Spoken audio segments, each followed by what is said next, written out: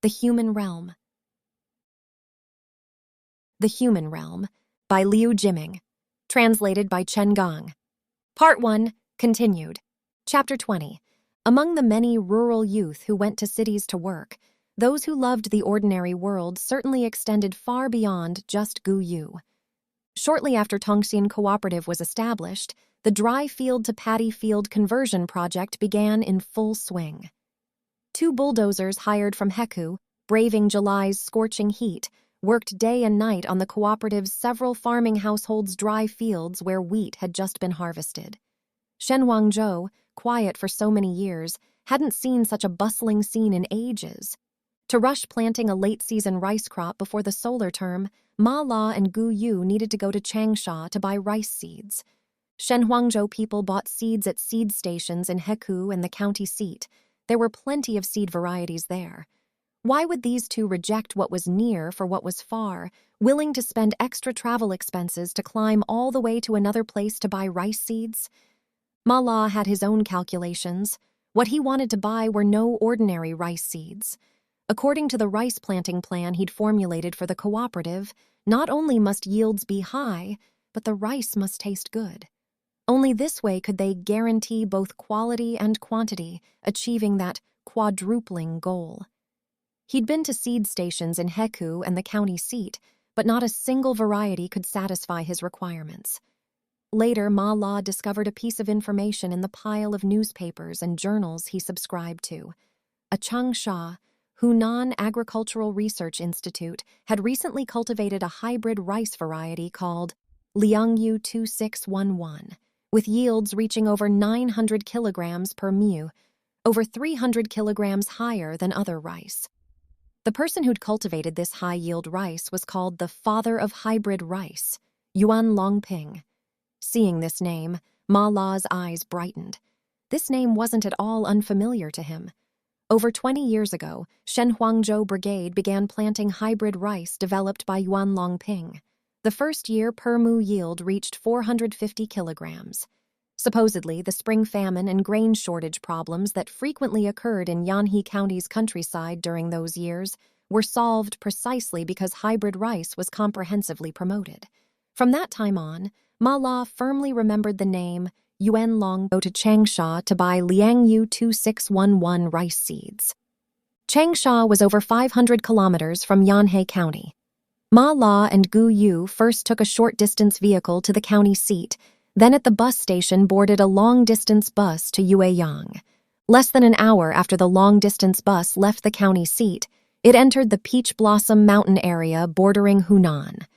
Peach Blossom Mountain stretched over 40 li, spanning Yanhe in Hubei Province and Huarong in Hunan Province, the only mountain range between the Jianghan Plain and Dongting Lake Plain. Within its boundaries, mountains were high and forests dense, especially famous in Hunan and Hubei provinces for producing bamboo. Years ago, Ma La had done bamboo transport business with teacher Liu at Peach Blossom Mountain.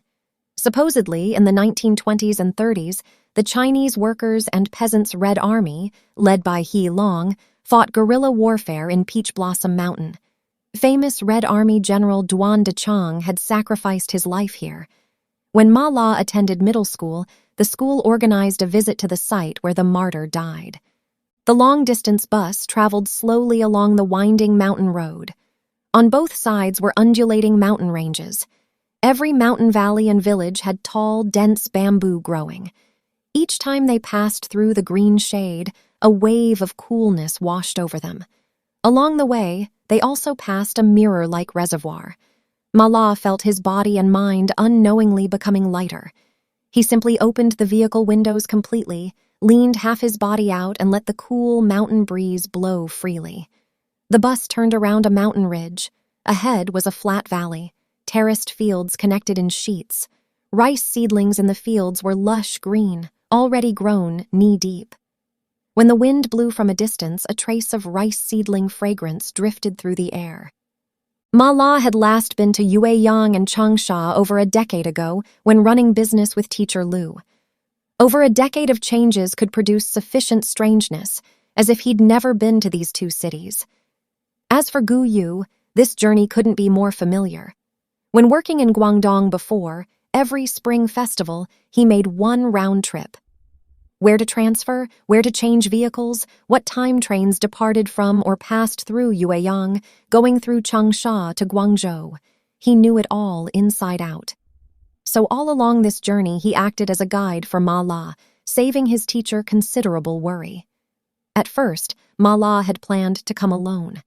When he saw Gu Yu running back and forth the whole way buying tickets, occupying seats, completely at ease, he couldn't help thinking, "Fortunately, I had a last-minute impulse to bring Gu Yu along."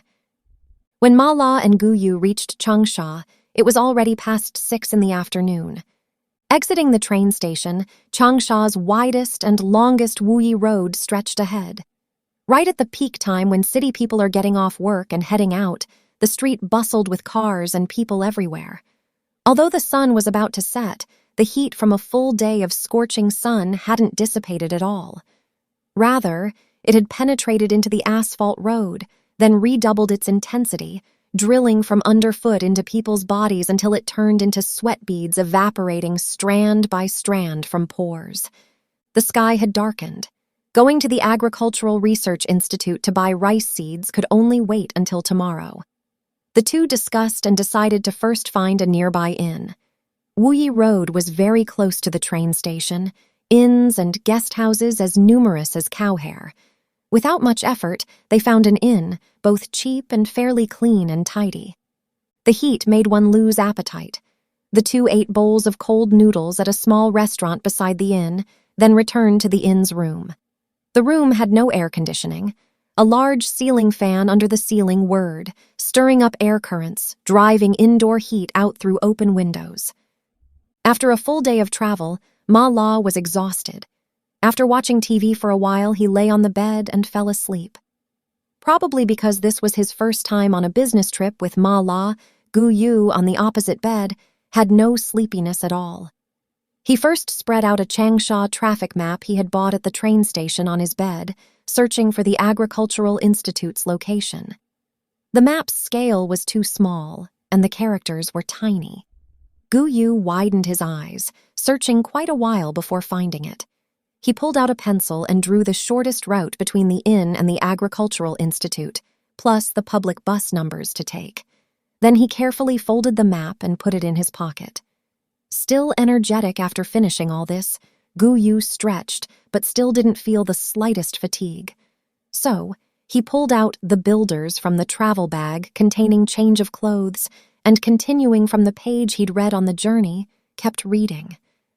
Regarding this novel reflecting 1950s rural life, Gu Yu couldn't yet say he particularly liked it. Compared to The Ordinary World, which depicted the rural life of his own generation, the era the Builders depicted was, after all, very distant from him. But because Ma La had solemnly recommended it to him, he couldn't help but read it seriously. He trusted his teacher's ability to appreciate. If it weren't a particularly outstanding book, the teacher wouldn't have recommended it to him at all. Even so, Gu Yu still couldn't deny the barrier that existed when reading this book. The 1950s, not only he not been born yet, but Teacher Ma hadn't been born yet.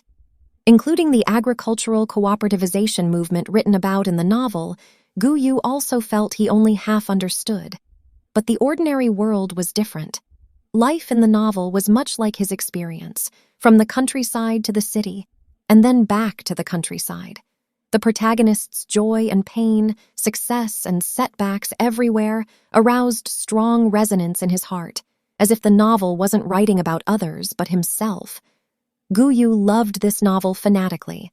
During those years working in Guangdong, he'd changed jobs at countless factories, moved home countless times, but this copy of The Ordinary World he'd bought just after arriving in Guangdong, he'd carried with him from beginning to end. He couldn't remember how many times he'd read it. The pages were worn ragged, even the cover only had half left.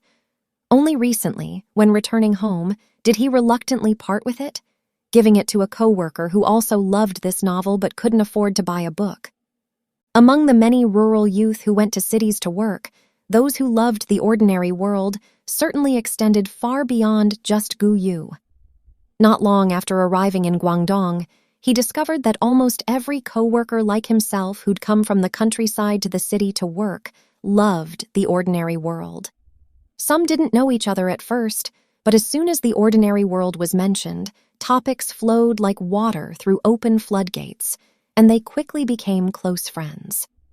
Later, Gu Yu even joined The Ordinary World Reading Friends Club.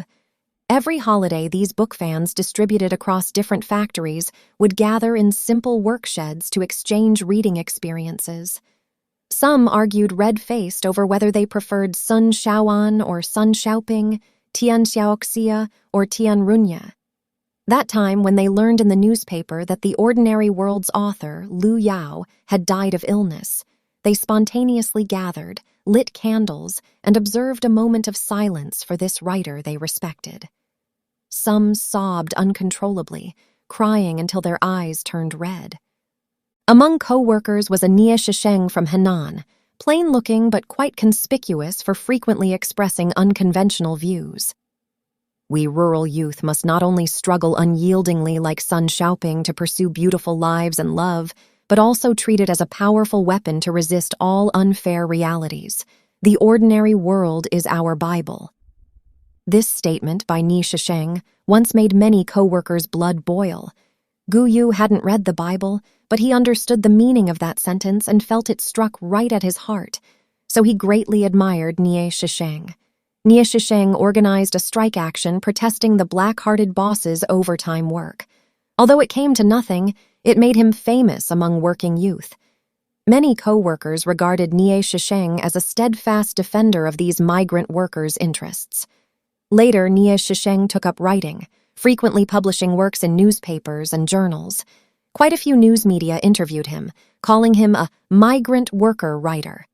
Supposedly, through writing, he earned money to buy a house and was even transferred to a local newspaper, formally shedding his migrant worker identity and rural hukou, becoming a real city person. Once, Gu Yu read an article by Nie Shisheng in the newspaper. It was actually calling on migrant workers to think more for bosses, sharing their difficulties. It was from that moment that Gu Yu conceived the idea of leaving the city and returning home. He couldn't say clearly whether he was bidding farewell to the city or to his own youth and dreams. But no matter what, the ordinary world as testimony to migrant worker life was forever engraved in the depths of his memory.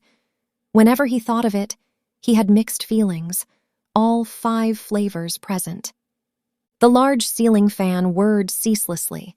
The wind it stirred gradually had some coolness. On the opposite bed, Ma La had already fallen deeply asleep, emitting steady snoring sounds. Gu Yu, seeing the teacher bare-chested, worried he'd catch cold from the electric fan. He put down the builders, tiptoed over, and draped a towel across the teacher's chest. Gu Yu returned to his own bed. When he picked up the book again, his mind kept wandering. He couldn't focus at all. Thinking carefully, his hobby of reading novels actually also related to Ma La. Back then, he was still in middle school. Ma La had graduated from County Normal School and been assigned to teach at Heku Middle School. Gu Yu happened to be in the class where he was homeroom teacher. Once, Gu Yu borrowed a novel from the school reading room. During Chinese class, he secretly read it in his desk drawer. Ma La discovered this and confiscated it on the spot. Gu Yu was startled. Although this newly arrived young teacher was from the same village, he was strict with students. Not long after taking office, he'd already physically punished several classmates. Reading novels in class was a very serious matter. Gu Yu thought this borrowed novel would definitely be confiscated. He'd have to compensate the reading room at double the price. Unexpectedly, that afternoon after school, just after eating dinner, Ma La had someone call him to the office. He felt anxious all the way, muttering as he walked, not knowing how this homeroom teacher fellow villager would punish him. But unexpectedly, when Ma La saw him, the usual stern classroom expression was gone. Instead, he asked kindly whether he had any difficulties in study and life. Finally, he returned that confiscated novel to him. Gu Yu stood frozen, not daring to accept it. Ma La said, "When this novel was just published in a magazine, I already read it. I advocate all classmates in the class read it. Of course, not in class, after class." Seeing Gu Yu's jaw drop in amazement, he added thoughtfully, "When I was in middle school, I often read novels. Excellent literary works are the best nourishment for young people's growth. They can transform your inner world from barren to rich, from narrow to vast, from cowardly to strong, from mediocre to full of ideals. Especially those protagonists in books with outstanding personalities and noble qualities. They'll unknowingly become your good teachers and helpful friends, worthy of you spending a lifetime learning from, emulating, following." Ma La's words carved themselves like a knife into Gu Yu's mind. From then on, he not only acquired the hobby of reading novels, but also quietly regarded Ma La as his own good teacher and helpful friend, even preparing to spend a lifetime learning from, emulating, following. He always mixed a certain character from novels with teacher Ma, unable to distinguish who was fictional and who was real. Gu Yu, lying in the inn-room, had an unprecedentedly active mind. Not until nearly midnight did he gradually feel some sleepiness. When Gu Yu finally fell deeply asleep like Ma La on the opposite bed, emitting snoring sounds, his hands still tightly clutched that open copy of The Builders. Early the next morning, Ma La and Gu Yu got up. After completing checkout procedures, they headed straight to the public bus station. Following the traffic route Gu Yu had drawn last night, they went to the Agricultural Institute to buy rice seeds. They transferred twice on public buses, then walked for half an hour before finding the Agricultural Institute. The Agricultural Institute backed onto Yuelu Mountain. In front was a quiet tree-lined avenue with tall, straight pines and other trees on both sides. Flourishing branches and leaves like giant fans covered the entire sky. On the other side of the road were the Agricultural Institute's experimental fields, planted with cotton, rice, soybeans, wheat, and other crops, evenly distributed and separated into small plots by low wooden fences. Each field ridge had a sign erected with the planting unit's name and various numbers. The Agricultural Institute had only 2 buildings. Close to the roadside was a 2-story building with red tiles and blue bricks. The other was an old-style flat building with purple tiles, appearing somewhat dilapidated. Stone walls were covered with green moss and dense kudzu vines. Swarms of bees buzzed back and forth over them. The Agricultural Institute's iron gate was only half open. The courtyard was empty, hardly anyone around, extraordinarily quiet. Gu Yu carefully looked at the white sign with black characters beside the gate. After confirming this was the Agricultural Institute they were looking for, he turned back and whispered to Ma La, "That's right. This is it." Saying this, he led the way, swaggering into the Agricultural Institute courtyard. But just as he passed through that half-open iron gate, a one-armed old man rushed out from the reception room, shouting in Changsha dialect, "Stop! Who are you looking for?"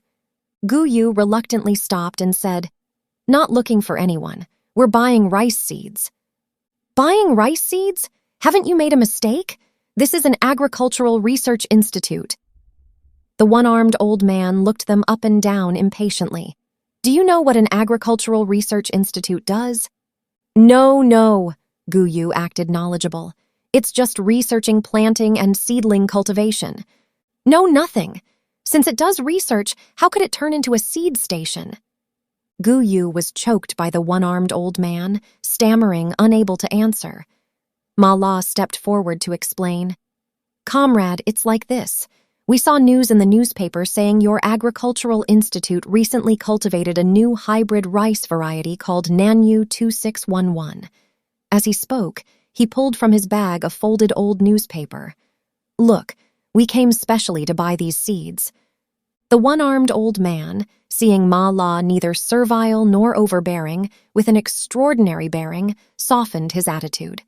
He glanced at the newspaper handed over, scratched his scalp, and muttered, "Nanyu 2611? Seems there is such a thing, done by the Hybrid Rice Research Lab, but they do mail order. Nobody's ever come to buy in person."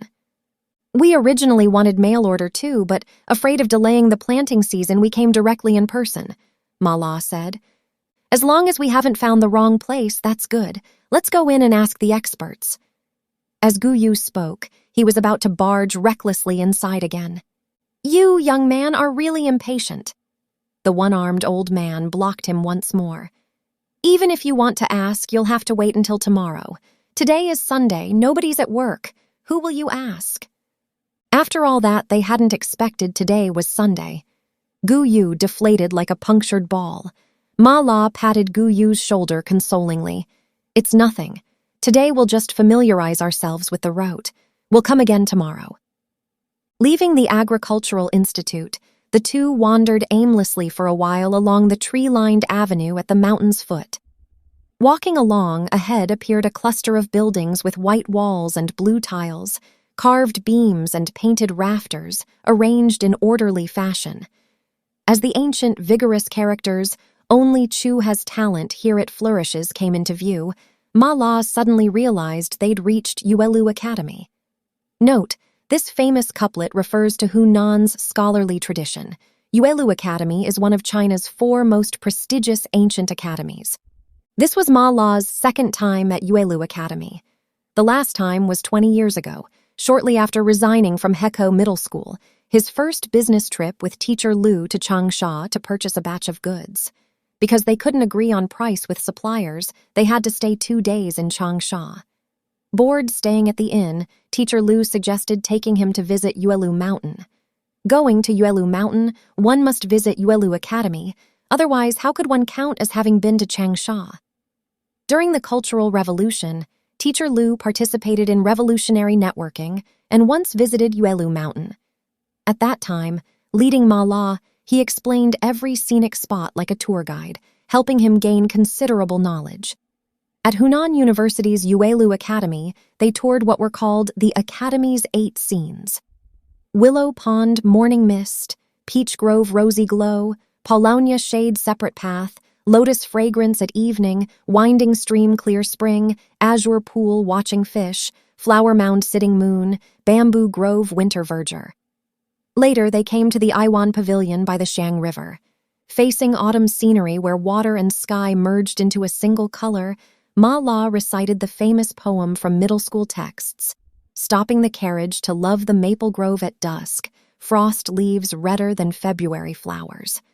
He couldn't help thinking about when he took the college entrance exam. His first choice was Wuhan University. His second was Hunan University. Back then, his ideal was to enter a famous university, study hard, and eventually become a scholar pointing at rivers and mountains, inspiring with written words. How could he have imagined he'd now become a businessman? What Ma La hadn't expected even more was that when revisiting Yuelu Academy 20 years later, he'd switched to the same role as teacher Liu, explaining everywhere to Gu Yu with the same tone and content. As for Gu Yu, he was in the position Ma La had occupied back then. Because this was his first time touring Yuelu Academy and he hadn't attended university, he was extremely curious about the scenery before him. But it was only curiosity. Regarding Yuelu Academy's rich cultural connotations, he only half understood. That day, Ma La and Gu Yu didn't return to the city inn, but instead found an inn run by local residents near the foot of Yuelu Mountain and stayed there for one night. Early the next morning, they went to the Agricultural Institute. This time, the one-armed gatekeeper didn't obstruct Ma La and Gu Yu, but helpfully told them, "The rice research lab is on the 2nd floor, the easternmost room." The two went upstairs. The corridor was quite dark. Having just reached work time, some office doors weren't yet open. Some people had just arrived and were still cleaning or getting hot water, somewhat chaotic.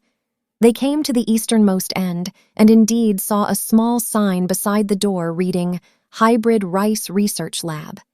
The door was open. Inside, a short, plump young woman was wiping tables and mopping the floor. Gu Yu, walking in front, knocked on the door. The young woman raised her head, wiped her face, which was covered in sweat, with her sleeve, and asked, "Who are you looking for?" Gu Yu said, "Buying rice seeds." The plump young woman said, "Oh, why didn't you come earlier?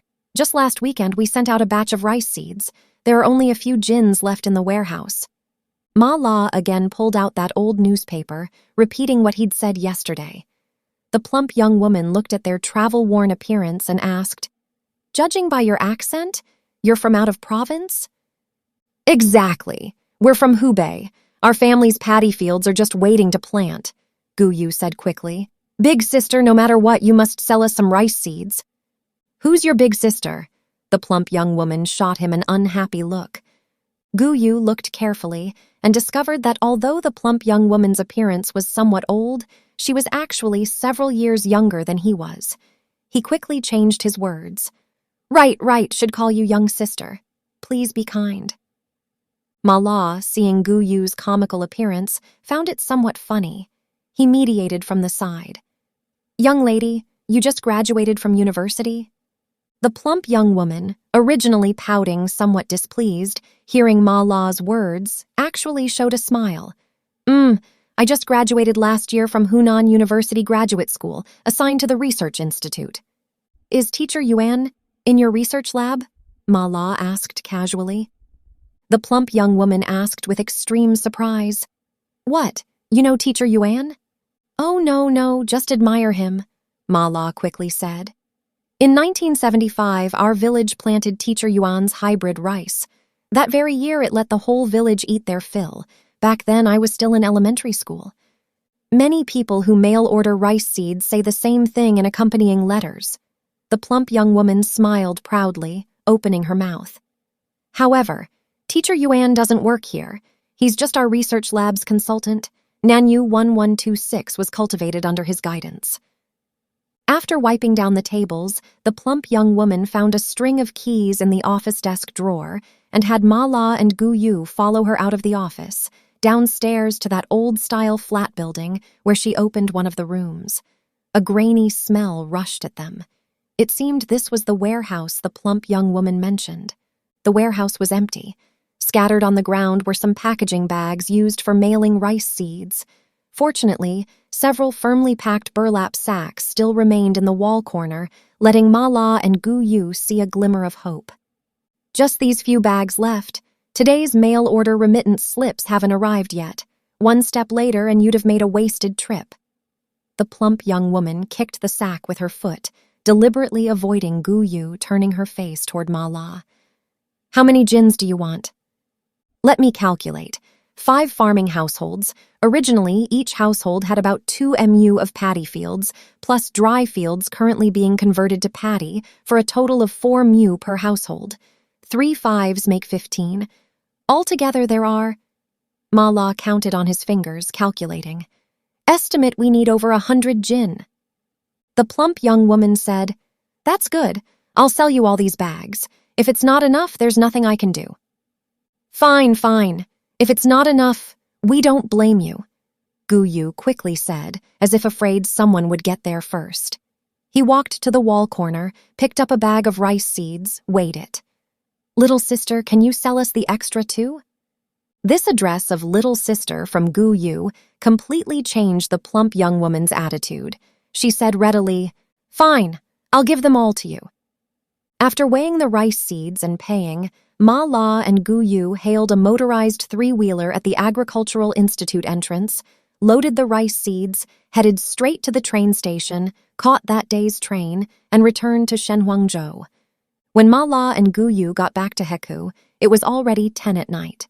Concerned about the progress of each household's dry field to paddy field conversion project, wanting to distribute the rice seeds to everyone early, the two didn't want to stay in town even 1 minute, even though their stomachs growled with hunger, and they wished they could rush back to Shenhuangzhou immediately. But it was so late. Not even one mamu at the bus station entrance. Ma La thought of Bao Xiaoli and called him from a roadside supermarket. In less than 5 minutes, Bao Xiaoli drove over in his mamu. "Xiaoli, already resting?" "Not yet, just drinking tea with 2 friends. Uncle Ma coming back so late from where?" "Oh, well, went to Changsha to buy some rice seeds. Trouble you to help haul them back to Shenhuangzhou." After exchanging a few words, the 3 hurriedly loaded those bags of rice seeds onto the mamu and then drove toward Shenhuangzhou.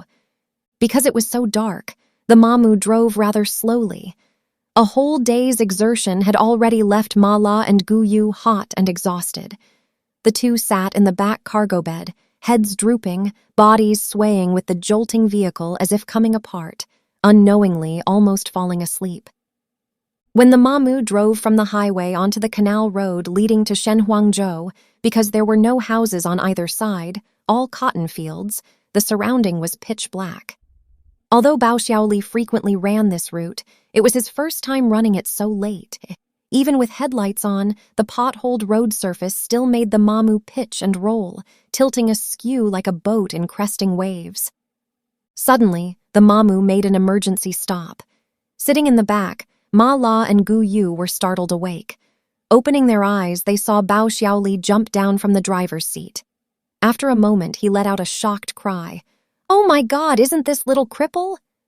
Hearing this cry, Ma La and Gu Yu in back both woke completely. The two also jumped down from the vehicle simultaneously.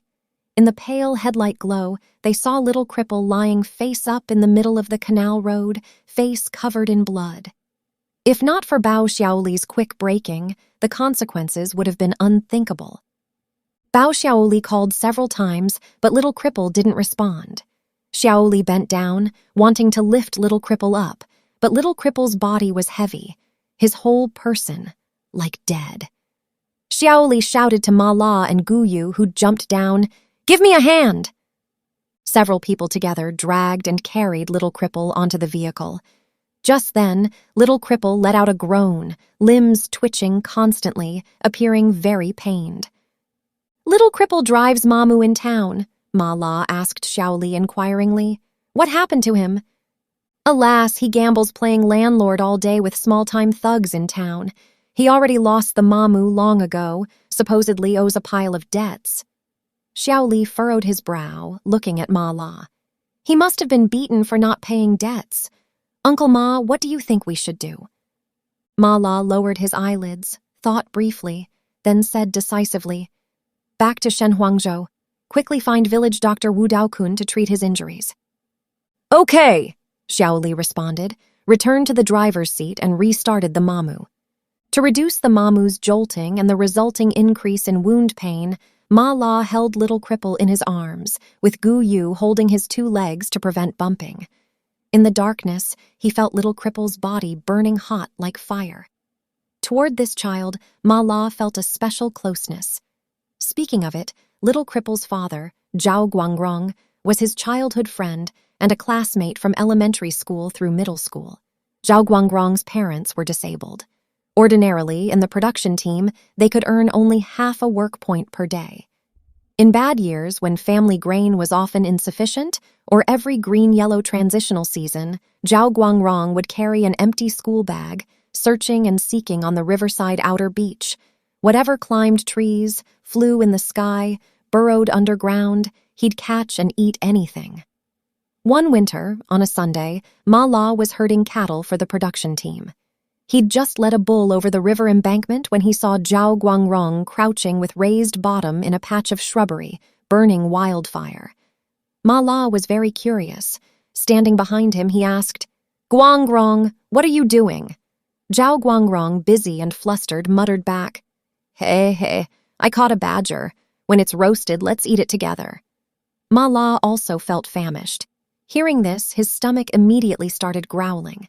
He let the bull graze to one side and crouched in the shrubbery with Zhao Guangrong, busying themselves. Before long, Zhao Guangrong used a wooden stick to rake a fragrant roasted badger from the fire pile. That day, Ma La and Zhao Guangrong ate an entire badger, eating until oil dripped from their mouths. That winter, Ma La caught several more badgers and wild rabbits with Zhao Guangrong on the outer beach. Back then, in Ma La's eyes, Zhao Guangrong was so much like those anti-Japanese little heroes in picture books. In a flash, decades passed. Ma La never imagined that 2 years ago, when he'd just returned to Shenhuangzhou, he'd hear that Zhao Guangrong had died mining coal in Shaanxi. Just then, the Mamu jolted violently. Little cripple groaned again. Ma La held tight this scarred child, feeling his body so thin and small, very light, as if a gust of wind could blow him away. Having been back so long, thinking of how he'd done nothing for his friend's orphan, Ma La's heart couldn't help feeling somewhat guilty. Little Cripple's injuries were truly serious. He lay in bed for over a week. During this week, Ma La cared for him. He settled Little Cripple in a spare room downstairs, staying by his side day and night. Little Cripple had a high fever. Because temperatures were too high, wounds festered. Eyes closed, he constantly talked nonsense and frequently had nightmares. Ma La had Gu Yu invite the village doctor, Wu Dao Kun, who gave Little Cripple 4 drips of cephalosporin for several consecutive days before the high fever gradually subsided, though the wounds on his body hadn't yet healed. Wu Dao Kun came every day to change Little Cripple's dressing. While changing dressing, he sighed. This child has such a bitter fate. Father died, mother ran off with someone, and he himself was beaten like this. Alone and isolated. How will he live in the future? Wu Daokun used to be Shen Huangzhou's barefoot doctor, carrying a Red Cross medicine box year-round, walking from village to village, going to fields and roadsides to treat people and deliver medicine. In Ma La's memory, young Wu Daokun had a pair of clean white hands, fingers long and thin like a woman's. Probably precisely because of this, when he gave injections, his movements were very light. One felt no pain at all. Ma La remembered Wu Daokun had performed an appendectomy on him, right in the brigade health office back then. Wu Daokun, at that time, was truly good-looking, not only understood medicine, but sang well. Young people, regardless of gender, all got along with him. Female sent-down youth from Wuhan and the county seat were even more so. At the slightest headache or fever, they'd run to the brigade health office. Wu Daokun was soft-hearted. Unable to resist a few sweet words, he'd write a sick leave slip. Later, Wu Daokun got together with a female sent-down youth. The brigade reported his romance with the female sent-down youth to the commune and county. The higher-ups even took it as a model of sent-down youth taking root in the countryside for life, vigorously publicizing it. But less than 2 years later, that female sent-down youth was recruited back to the city. Wu Daokun's romance that had once made him extremely proud also ended inconclusively. At that time, Wu Daokun had a female apprentice, a pretty girl. Somehow, the female apprentice fell in love with Li Haijun, a sent-down youth from Yanhe County town. But the female apprentice's fate wasn't much better than Wu Daokun's. When Li Haijun returned to the city, their relationship also reached its end. The female apprentice couldn't think it through for a while and actually hanged herself in the brigade health office. Over 2 years ago, when Ma La returned to Shen Huangzhou and first saw Wu Daokun, he simply couldn't believe his eyes. That formerly handsome, graceful, barefoot doctor and this old man before him, skinny as a stick, face covered with wrinkles, teeth already beginning to fall out, couldn't be matched no matter what. Ma La's heart felt a wave of emotion. No wonder, Wu Daokun was already over 50. As an old, experienced village doctor, Wu Daokun had confidence in treating such skin and flesh injuries. After several days, Little Cripple's high fever subsided. The last time prescribing medicine, Wu Daokun instructed Ma La, "This child has a weak body and suffered such serious injuries. To recover quickly, he needs to strengthen nutrition." As he spoke, he suddenly asked out of nowhere, "I heard Zhao Guangfu's youngest daughter found a partner over 20 years older than her. Is it true?" Ma La didn't understand why he asked about this. There is such a thing." "That man used to be a sent-down youth in Shen Huangzhou?" "Yes, why? His name is Li Haijun?" Wu Daokun almost demanded. Ma La was about to answer yes, but realized something was wrong. He raised his head to look at Wu Daokun and saw the other's face was gloomy, eyes red, teeth clenched, as if he were shivering. "Back then, it was that bastard who ruined my apprentice." Ma La's heart skipped a beat. Regarding what happened back then, he'd only vaguely heard about it, but he was still young then and couldn't comprehend the shadow branded in the party's hearts. At this moment, watching Wu Guangrong's aged, sorrowful face, he didn't know what to say. Wu Daokun had given Ma La a difficult problem. Long-term single life had made Ma La casual about living. 3 meals a day, as long as he didn't go hungry. Where did he have leisure to care about nutrition? Moreover, his usual eating was extremely simple. His home had no stored nutritional products. He didn't even raise chickens or ducks. When he wanted eggs, he had to go to town to buy them. Just as Ma La was troubled about little Cripple's nutrition, Gu Yu and Fennel sent over a pot of chicken soup. After returning from Changsha, Gu Yu had busied himself distributing rice seeds to each household, rushing to plant seedlings. Gu Yu not only had to busy himself with his own family's work, but also provide guidance to the cooperative's other farming households. One person wishing he could split in two, busy beyond measure. It was Fennel who reminded him that little Cripple's injuries were so serious. Relying on Teacher Ma alone to care for him wasn't right either. The couple discussed and killed an old hen still laying eggs, simmered a pot of chicken soup, and brought it over. The chicken soup wasn't yet finished when Big Bowl Uncle sent over a cured pork knuckle, which he'd been reluctant to eat, saying to stew it to nourish little Cripple's body. Sister Hu also came, bringing a basket of red dates. Even the usually stingy Cao Guangjin came. What he brought was a small bag of glutinous rice left over from making zongzi at the Dragon Boat Festival. 10 days later, little Cripple's originally pale, bloodless complexion had turned rosier. He got out of bed for the first time, walked out of the room, making Ma La and Gu Yu, who were discussing matters in the main room, overjoyed. Chapter 21. Things in the world go 30 years east of the river, 30 years west of the river. Aside from family and relatives, nothing remains unchanged. Tongsin Cooperative's dry-to-wet project entered its final stage. The rice seeds Ma La and Gu Yu bought back from Changsha had also been planted in seedling beds. In rice cultivation, planting seedling beds is the most technically demanding phase.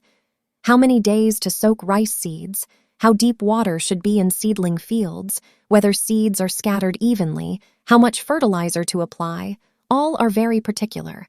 The slightest error affects seedling growth. Some people farm for half a lifetime yet never master this technique. In Shenhuangzhou, those who truly mastered the seedling cultivation technique, worthy of being called expert hands, were only Zhao Guangfu and Big Bowl Uncle. During collective days, every spring and summer season, the production team would assign these two specifically responsible for rice seedling cultivation. After household responsibility, whenever rice seedlings needed planting, farming households still invited Zhao Guangfu and Big Bowl Uncle to seedling fields for guidance. After finishing, household heads often stuffed a pack of cigarettes in their pockets as thanks. Those with greater propriety even invited them home for a meal, sitting in the seat of honor with meat and fish plus liquor. Very prestigious.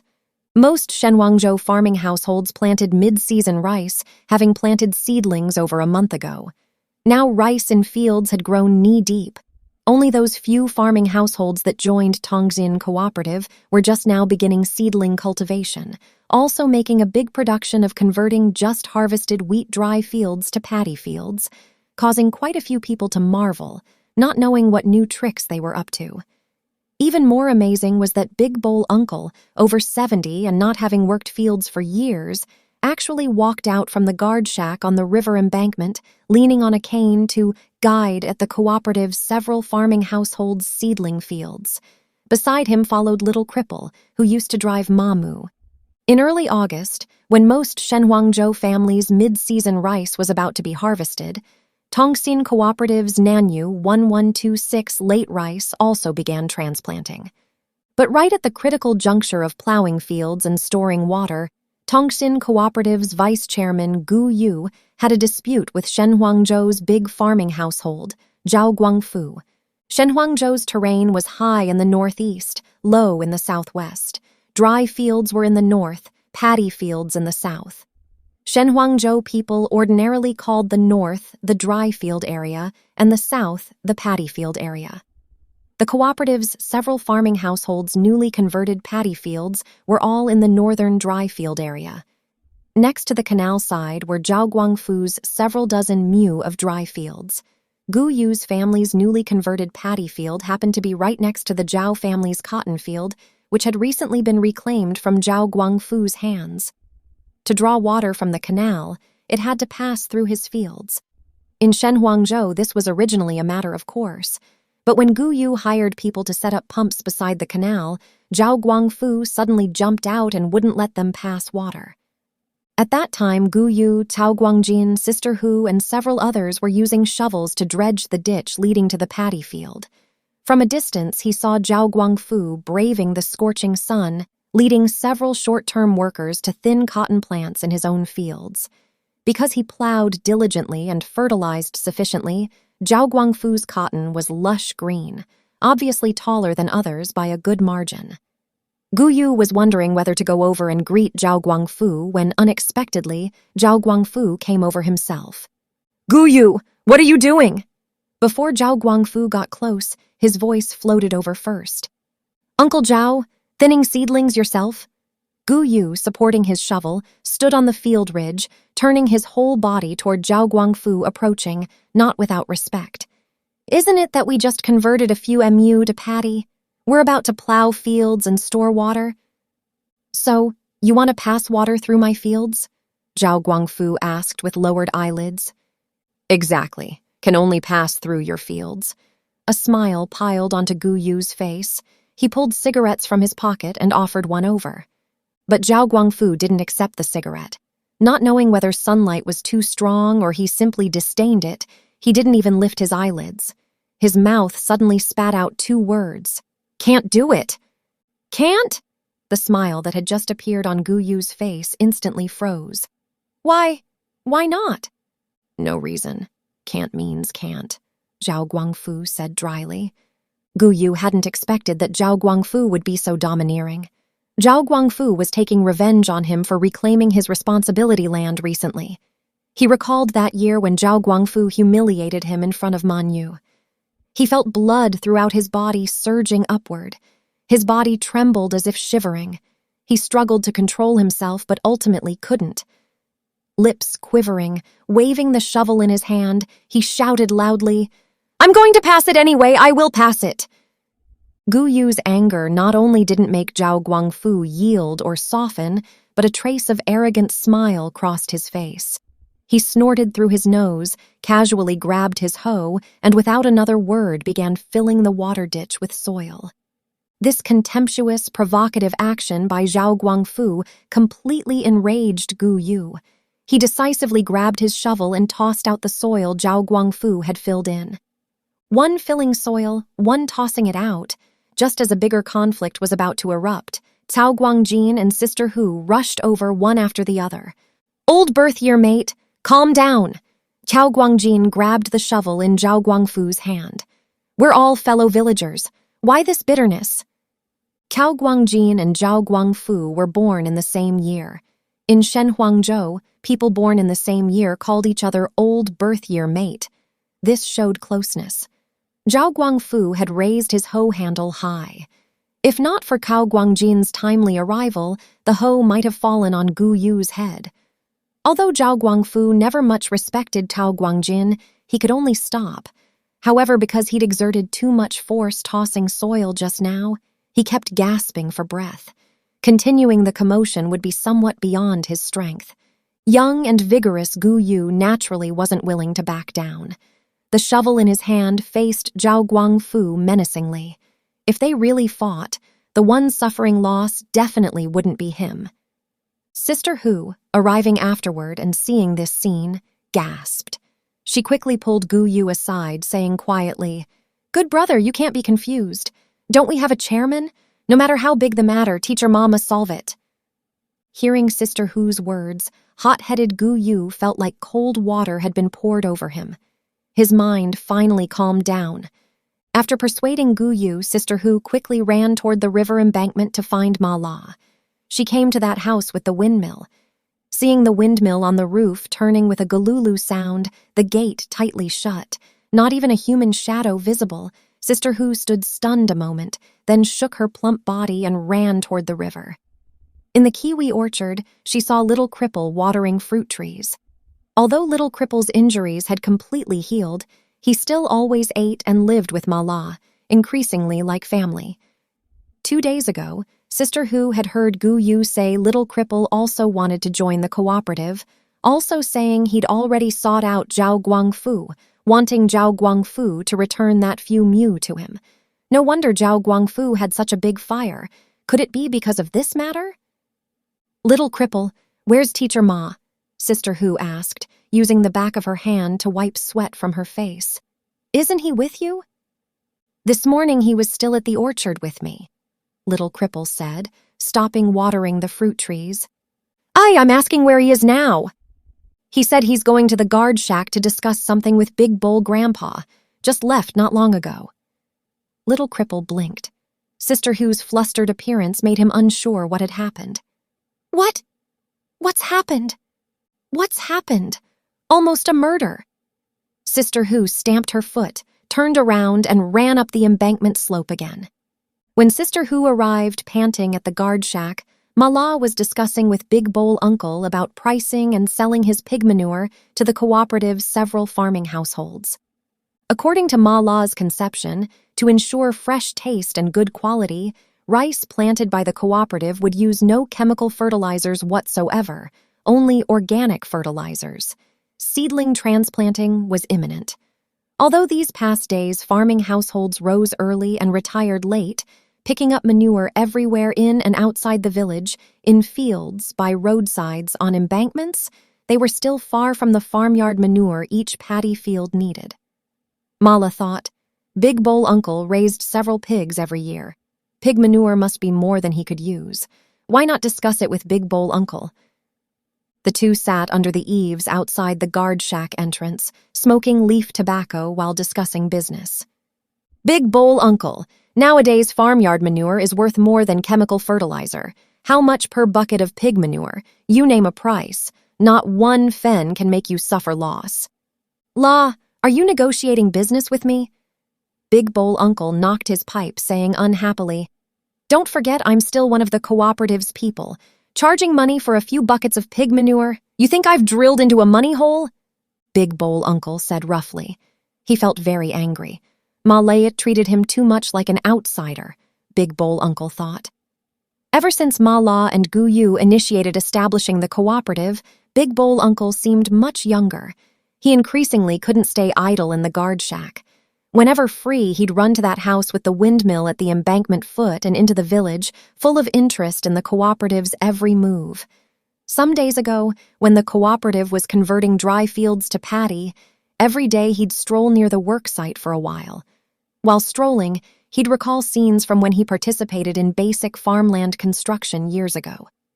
Back then, the work site was a sea of people, red flags waving, songs and loudspeaker sounds rising and falling, Dongfang Hong tractors chasing each other, more spectacular than movie war scenes. Compared to then, Tongsin Cooperative's dry-to-wet project was just small potatoes. Even so, Big Bowl Uncle's heart still felt an excitement he couldn't suppress. Oh, cooperative, what a long-missed name. Hearing this word, Big Bowl Uncle recalled his own prime years. Back then he was young and vigorous, walking vigorously, speaking forcefully. Every day had endless work, even endless suffering, but he never complained. Why? Because his heart always had the collective. The state treated these mud-legged people as masters. His life's best years were all contributed to that collective. But later, the collective suddenly disappeared without a sound. It was from that time he suddenly grew old. But now, Big Bowl Uncle felt his already aged heart beginning to beat powerfully again like when young. All this because of Ma La's Tongsin Cooperative.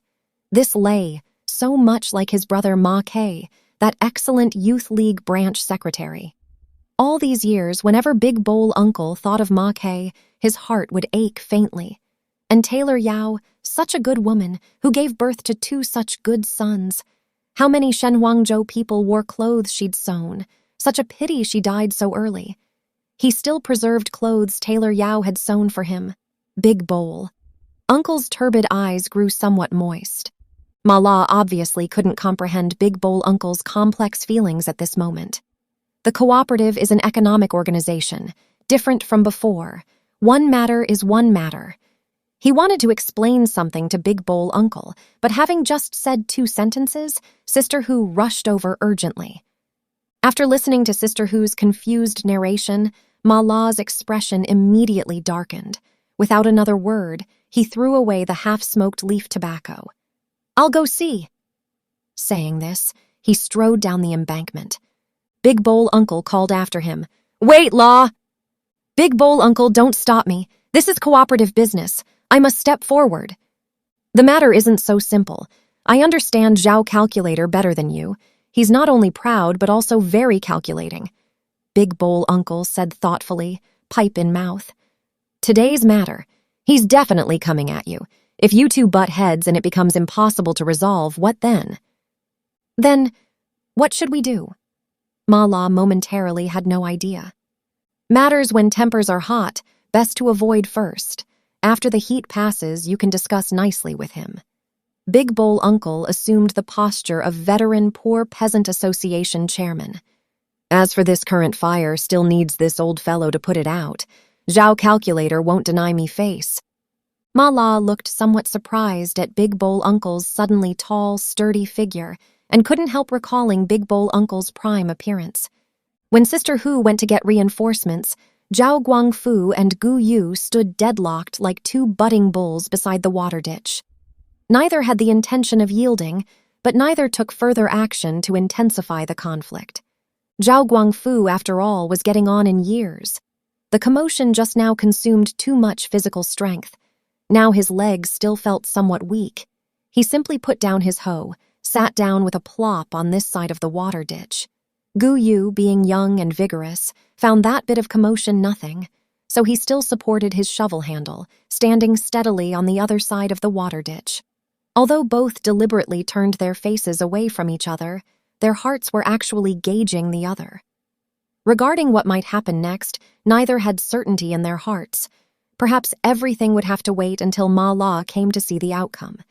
Disputes like this over passing water had happened more than once or twice before in Shenhuangzhou, but generally speaking, as long as the water-using party spoke a few soft, nice words to the water-passing party, or if that really didn't work, symbolically compensated some green crop loss fee, water passing through people's fields would, after all, have some impact on crops, the matter would pass. But Zhao Guangfu's attitude today was so domineering it seemed abnormal. Actually, in Zhao Guangfu's heart, he'd long hoped for such an opportunity to vent emotions. This emotion had been bottled up in his heart for a long time, especially recently. He couldn't eat with appetite, couldn't sleep well. Cao Guiqiu thought he was ill and constantly urged him to see Wu Daokun's clinic. Only Zhao Guangfu himself knew clearly that he had a heart ailment. This heart ailment is related to Ma La.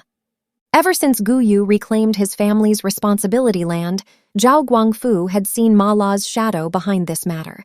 His heart produced a trace of unease. Based on Zhao Guangfu's understanding of Ma La, he absolutely didn't believe that someone who'd eaten state grain and seen great storms outside would return to Shenhuangzhou and be like an ordinary farmer, peacefully living his life. If so, would he still be Ma La? From then on, Zhao Guangfu's heart began to worry that something would happen. Sometimes when he went to the riverside to herd cattle, passing that orchard Ma La planted, growing more flourishing day by day, or getting up at midnight to relieve himself, from behind the house looking far off at light, showing through the window of that house with the windmill on the river embankment. So late yet, Ma La still hadn't slept. Aside from tending that orchard, he shut himself in that house. Exactly what was he doing? Such thoughts would suddenly jump into Zhao Guangfu's mind. This person was too special, making one feel he fundamentally wasn't a Shenhuangzhou person. Actually, he didn't count as a Shenhuangzhou person either. Ma La and Ma Ke, plus their mother Taylor Yao, ultimately all outsiders. Soon, something happened that astonished not only Zhao Guangfu, but also all the people of Shenhuangzhou. Ma La led several farming households to establish a Tongxin Farmers Professional Cooperative. Initially, just hearing this name, Zhao Guangfu was almost frightened. Decades ago, when he was still a half-grown boy, Shenhuangzhou had made a commotion about cooperatives, though back then it was called agricultural cooperativization. His family's over 10 mu of good fields changed from then into collective land. Were responsibility lands distributed to farming households going to be confiscated again? The day he heard this, Zhao Guangfu didn't sleep well all night. Early next morning, he ran to town seeking Party Secretary Guo Dongsheng to ask clearly. Hearing this, Guo Dongsheng laughed. Brother Guangfu, don't think wildly. Today's farmers' professional cooperative and yesterday's cooperativization movement are completely different things. It fundamentally doesn't change the household-based contract system. It's just farming households voluntarily uniting to engage in some planting and management activities. The state now treats this as a new phenomenon, encouraging and supporting it. Although Guo Dongsheng's words eliminated Zhao Guangfu's worries, the doubts in his heart didn't disappear. Rather, like a lump in his heart, they grew bigger and bigger. Before long, Ma La led those farming households to convert dry fields to paddy fields. In Zhao Guangfu's expert farmer's view, they were fooling around. In Shenhuangzhou's, no, on the entire Jianghan plain, who didn't know planting cotton brought higher income than planting rice? Didn't this prove that Ma La was completely a layman when it came to farming work? But he wasn't willing to believe knowledgeable, educated Ma La would do such stupid things. There must be mysteries here he didn't understand. Zhao Guangfu thought, his heart growing more unsettled. But decades of experience told him, regarding matters still unfathomable, one couldn't be rash, must keep calm. But something that happened a few days ago made Zhao Guangfu unable to keep calm any longer. Little Cripple, who used to frequently mooch meals at his house, actually also proposed reclaiming his family's few mu of responsibility land. Days ago, Zhao Guangfu had heard Little Cripple gambled playing landlord with small-time thugs, not only losing his three-wheeler, but also being beaten half to death for owing gambling debts, then carried home by Ma La and Gu Yu to recuperate for days. Body injuries not yet completely healed, he came seeking him for the responsibility land. He, a fatherless, motherless orphan who couldn't even care for himself, could he farm? Obviously, he wanted to take this few mu to join that Tongshin cooperative. Zhao Guangfu's first reaction, this was definitely Ma La's idea. Good fellow, isn't this undermining my foundation? Taking away one Gu Yu wasn't enough, now another Little Cripple pops up. Next, who knows who else will come seeking fields.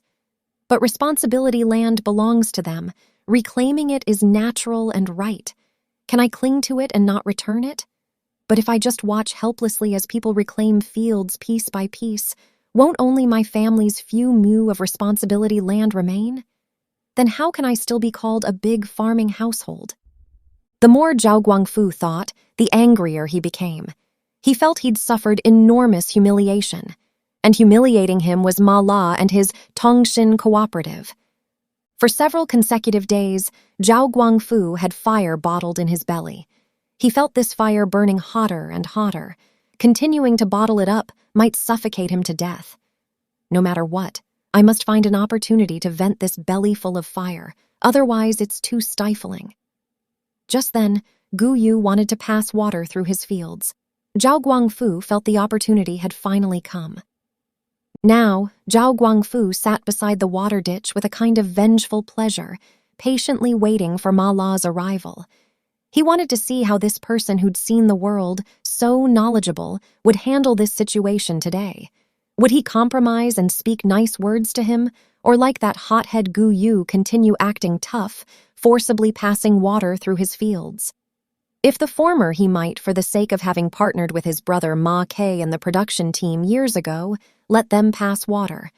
After all, he only wanted to vent heart anger through this, reminding Ma La not to extend hands too far. In the village, I'm after all a big household with status. Can I let people shit and piss on my head without even farting? But if the latter? Zhao Guangfu reluctantly thought of this. If so, I'd rather risk mutual destruction than let one drop of water flow through my fields. On my responsibility land, even if a bird wants to fly through here, it needs my permission. This reasoning holds anywhere. Nearly noon now.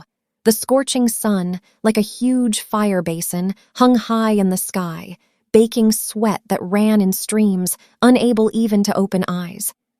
Both Zhao Guangfu and Gu Yu could barely hold on, craning necks constantly looking toward the river embankment direction.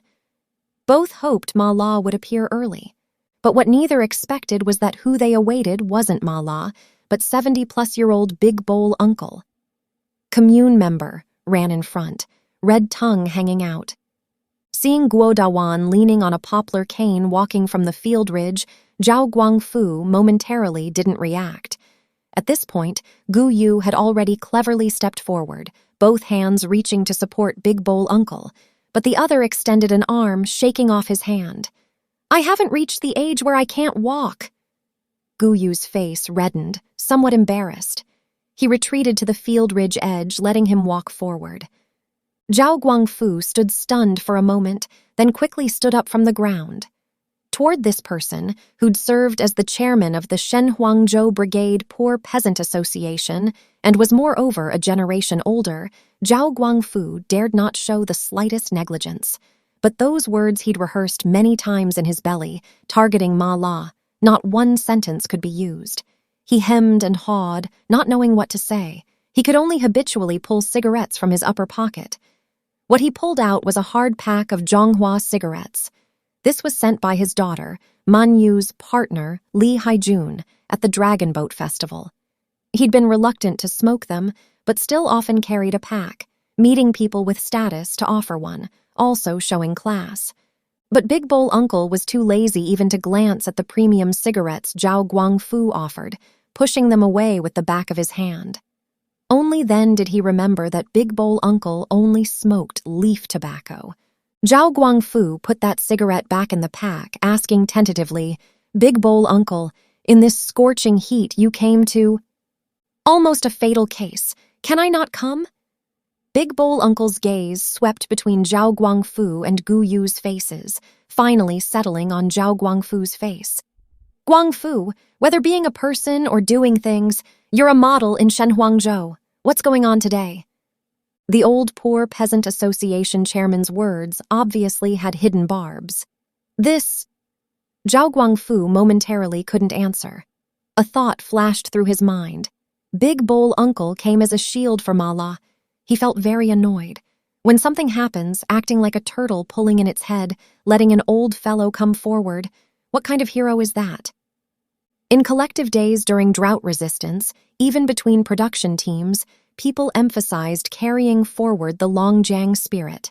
Now, although each does their own, households must also help each other. Convenience for others is convenience for yourself. Always been this way, Big Bowl Uncle said, in the tone he used when mediating conflicts. Water is like crop's lifeblood. Cutting off water equals destroying an entire crop. Who has the heart to do such wicked things? Although Big Bowl Uncle didn't speak plainly, Zhao Guangfu felt every sentence poked his forehead.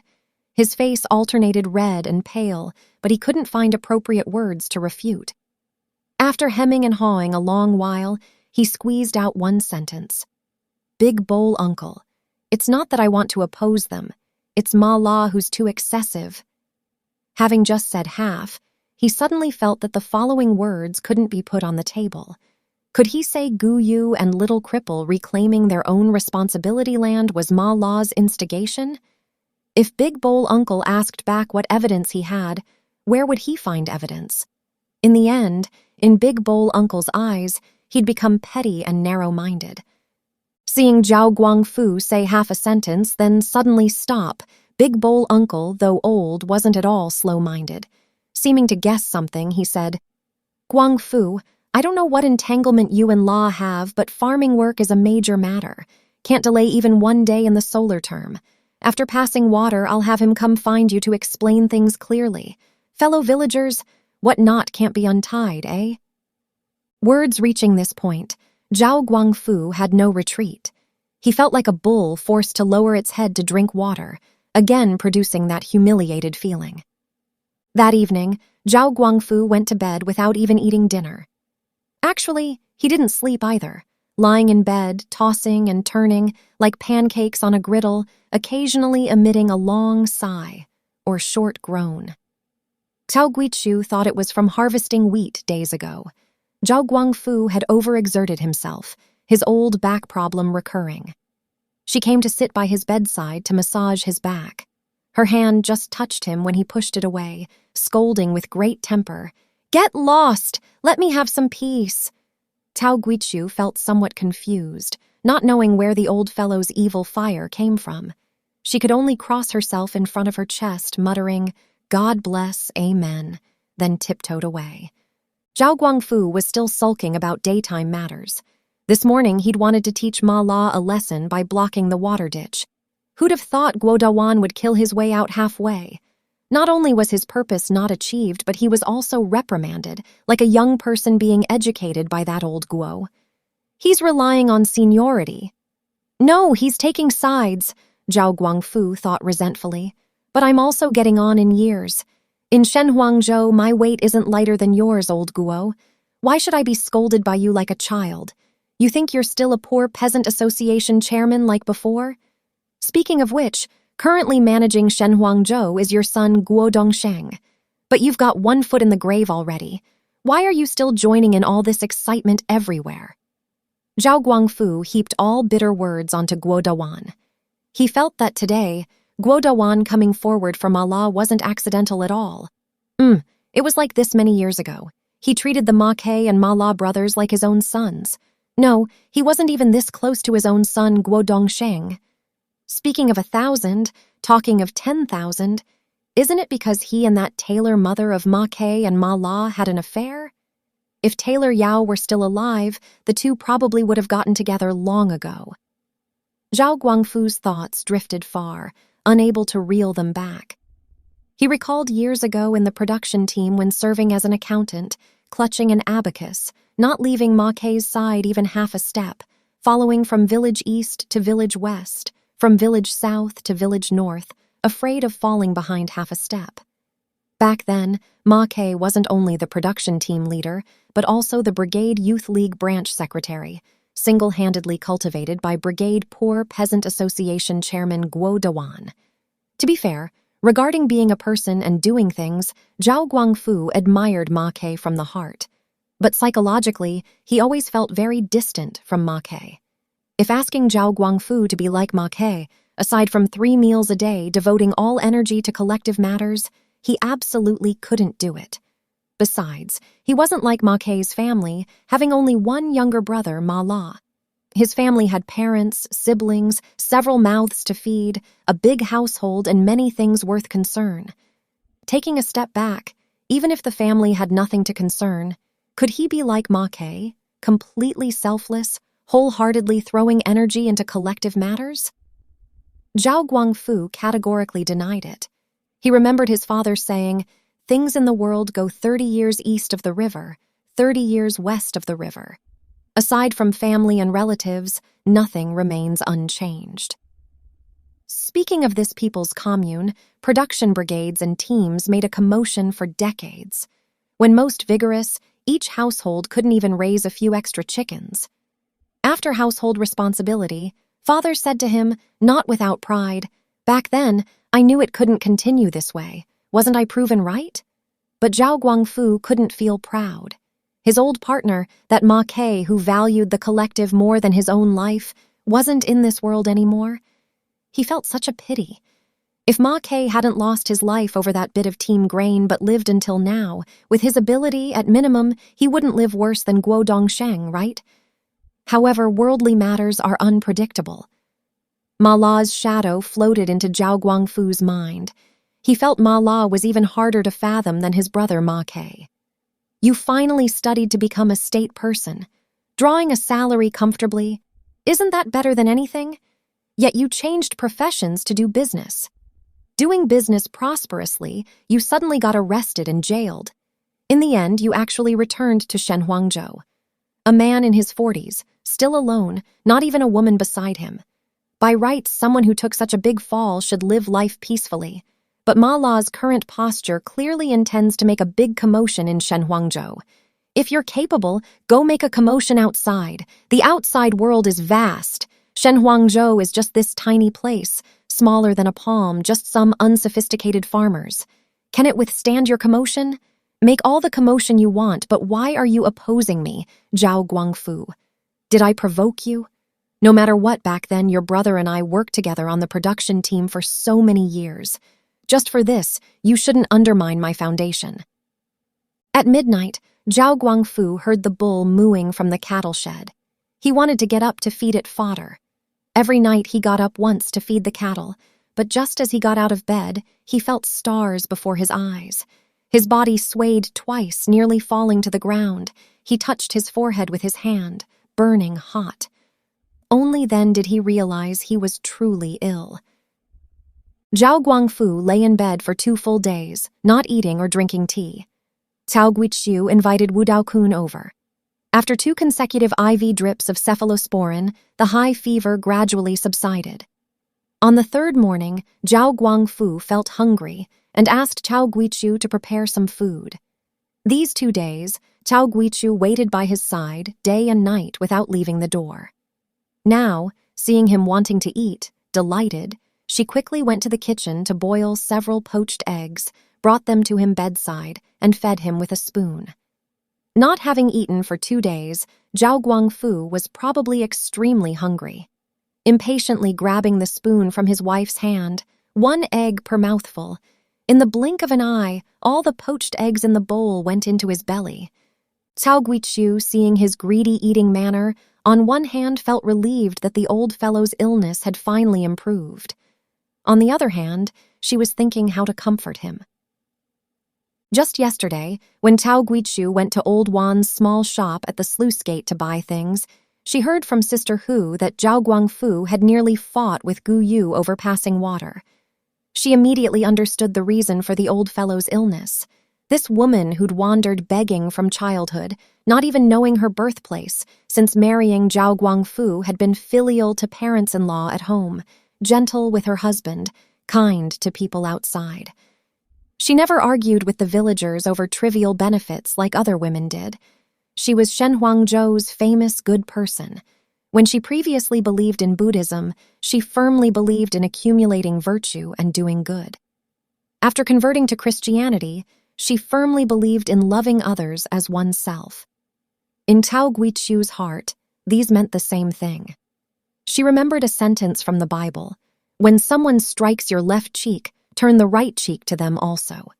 She often thought, if she could achieve this, she'd attain enlightenment and Buddhahood, entering heaven after death. With such devout thoughts in her heart, Cao Guiqiu saw many things very openly. Now that the old fellow's illness was finally improving, she couldn't help but want to offer a few words of advice. "Their father, I heard 2 days ago, you quarreled with Gu Yu?" Zhao Guangfu, eyelids lowered, answered weakly. "Just over Gu Yu's family reclaiming that few mu." "Just Gu Yu alone?" Zhao Guangfu said huffily. "Even little cripple is joining the excitement." "Speaking of it, isn't it just about farming more or less few mu?" Cao Guiqiu said gently. "You're nearly 60 years old. Long should be holding grandchildren, enjoying good fortune. Why compete with young people? Besides, that land originally belongs to their responsibility fields.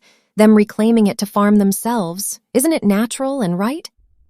"I understand this reasoning, but they're reclaiming fields not to farm themselves, but to make commotion with Ma La." "I know you're talking about their cooperative. Those few households, old ones old, young ones young. Every year, farming income can't even fill bellies. Ma La gathering them together is doing good deeds. Why do you care about it?" "They didn't make commotion reaching me. I wouldn't care about that idle business." Zhao Guangfu raised his voice. Speaking again became full of vigor. "In your heart, you just won't admit you're old. Watching others flourishing like performing opera, worried Ma La would steal your part. You're opposing yourself. If you really want to compete with them, gather some difficult households together and help each other. How does TV say it? Right, common prosperity. Are you willing to do this?"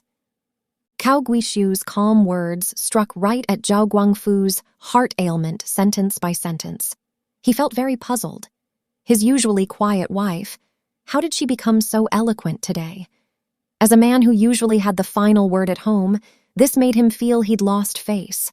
He wanted to refute a few sentences but couldn't find appropriate reasons.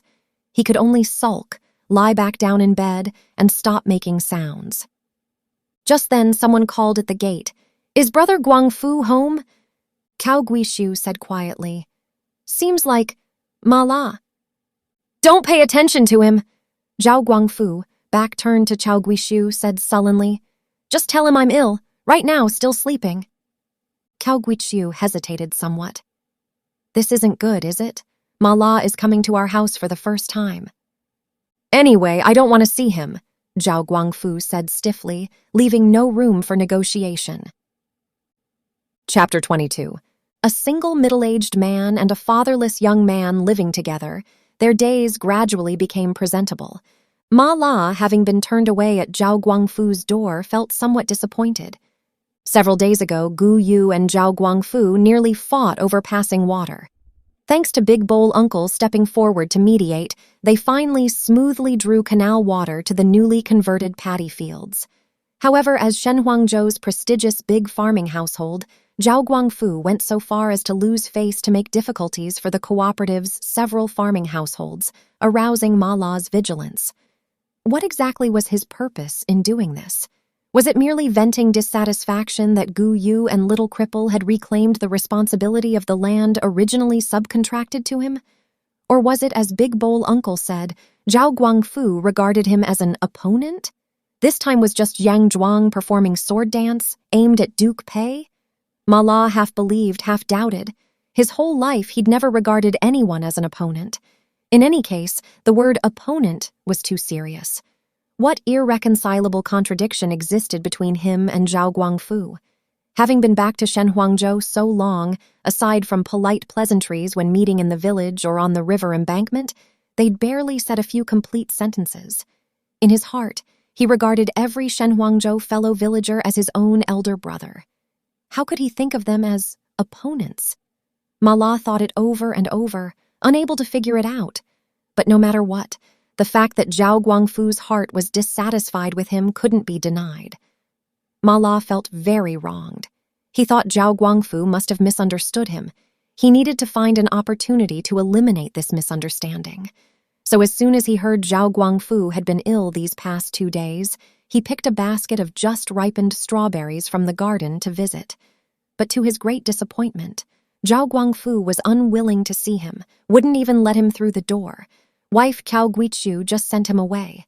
What made him even more awkward was that after leaving Zhao Guangfu's house and walking some distance, he discovered he'd forgotten to deliver the strawberries.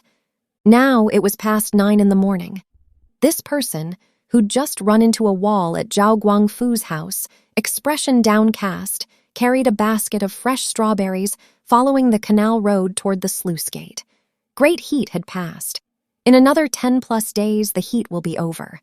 Although it is currently the year's hottest period, yesterday evening's rainstorm cooled several days of scorching weather considerably. The canal road's thick dust was washed away completely by yesterday's rainstorm, appearing exceptionally dry and refreshing. White poplar trees lining the canal, originally gray-headed and dirt-faced, had branches and leaves that became bright and fresh again, much more spirited. However, because of continuous pumping for crop irrigation, canal water grew shallower and shallower, almost exposing the ditch bottom, emitting a smell of silt and rotting fish and shrimp. Because it was peak farming season with endless work in both paddy and dry fields, no one played mahjong at Old Wan's small shop entrance at the sluice gate. Not even men gathering to chat idly, aside from several playing children, it was empty. Old Wan sat alone on that old rattan chair at the entrance, boredly staring at the TV in the counter. To save electricity, that TV wasn't even turned on. Wind blowing from the sluice gate made his empty sleeve wave back and forth like a tattered flag. He yawned lazily. Just then, he saw Ma La walking from the canal road. Like most Shenhuangzhou people, Old Wan was always very polite when he saw worldly Ma La. "Ma La, how come you have time to stroll down today?" Old Wan leaned up from the lounge chair, gaze falling on the strawberries he carried. "Yo, what fresh thing is this? Makes my mouth water just looking—" "These are strawberries," Ma La said. "I grew them myself. Want to try some?" "Oh my, this is a rare thing. I've only seen it on TV before, never eaten it, Old Juan said while wiping his hands on his lapel. Ma La grabbed several strawberries from the basket for Old Juan. Old Juan couldn't wait to throw one in his mouth. Before having time to properly savor it, he swallowed it.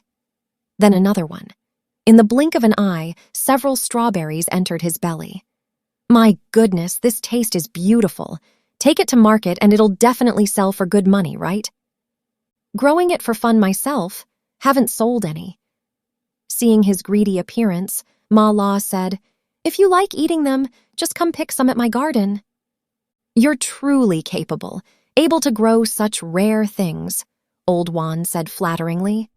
At this point, Ma La saw among the children playing on the sluice Gu Yu's son, Tadpole, plus Sister Hu's youngest son. He called them over and grabbed several handfuls of strawberries from the basket for them. Old Juan also followed, grabbing a handful from the basket. When Ma La turned around, seeing only a few strawberries left in the basket, he set it on the counter, saying to Old Juan, Keep them all here. Let everyone try them. After Ma La finished speaking, he left the small shop entrance. Just as he reached the sluice gate, he saw Gu Yu and Fennel pulling a handcart from the canal road heading toward the village. Getting close, Ma La saw clearly 2 piglets on the handcart covered with netting, squealing and grunting non-stop. Increasing organic fertilizer and having the cooperative's several farming households raise more pigs was a plan Ma La and Gu Yu had just formulated.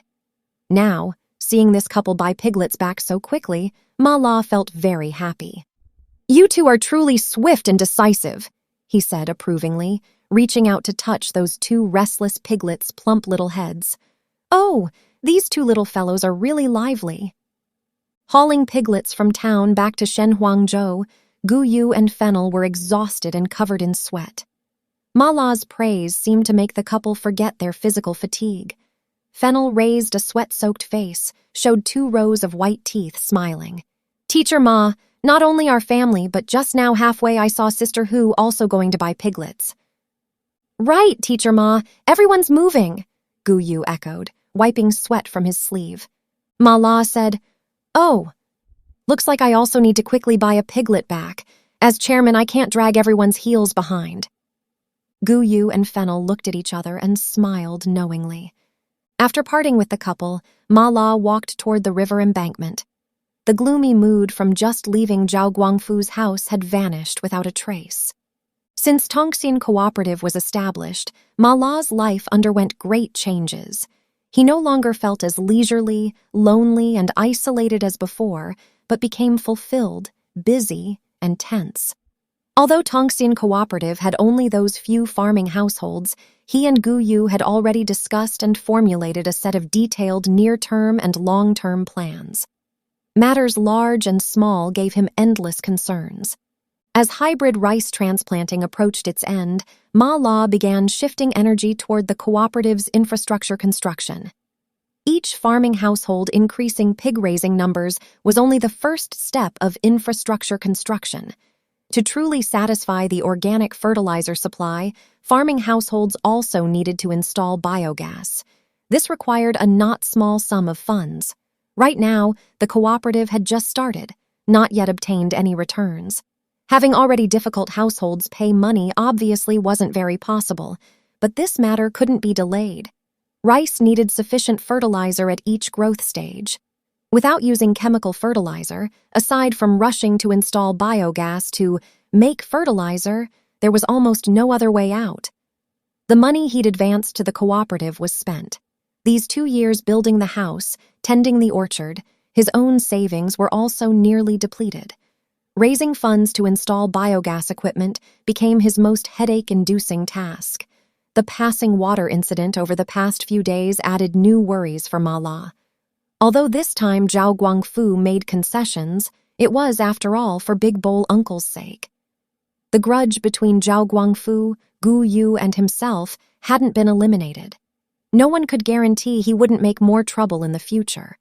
Moreover, even if Zhao Guangfu no longer made difficulties about passing water, canal water was already nearly dry. The water canal excavated decades ago had silted up beyond recognition. The upstream electric pumping station was built together with the canal, whose capacity is too small.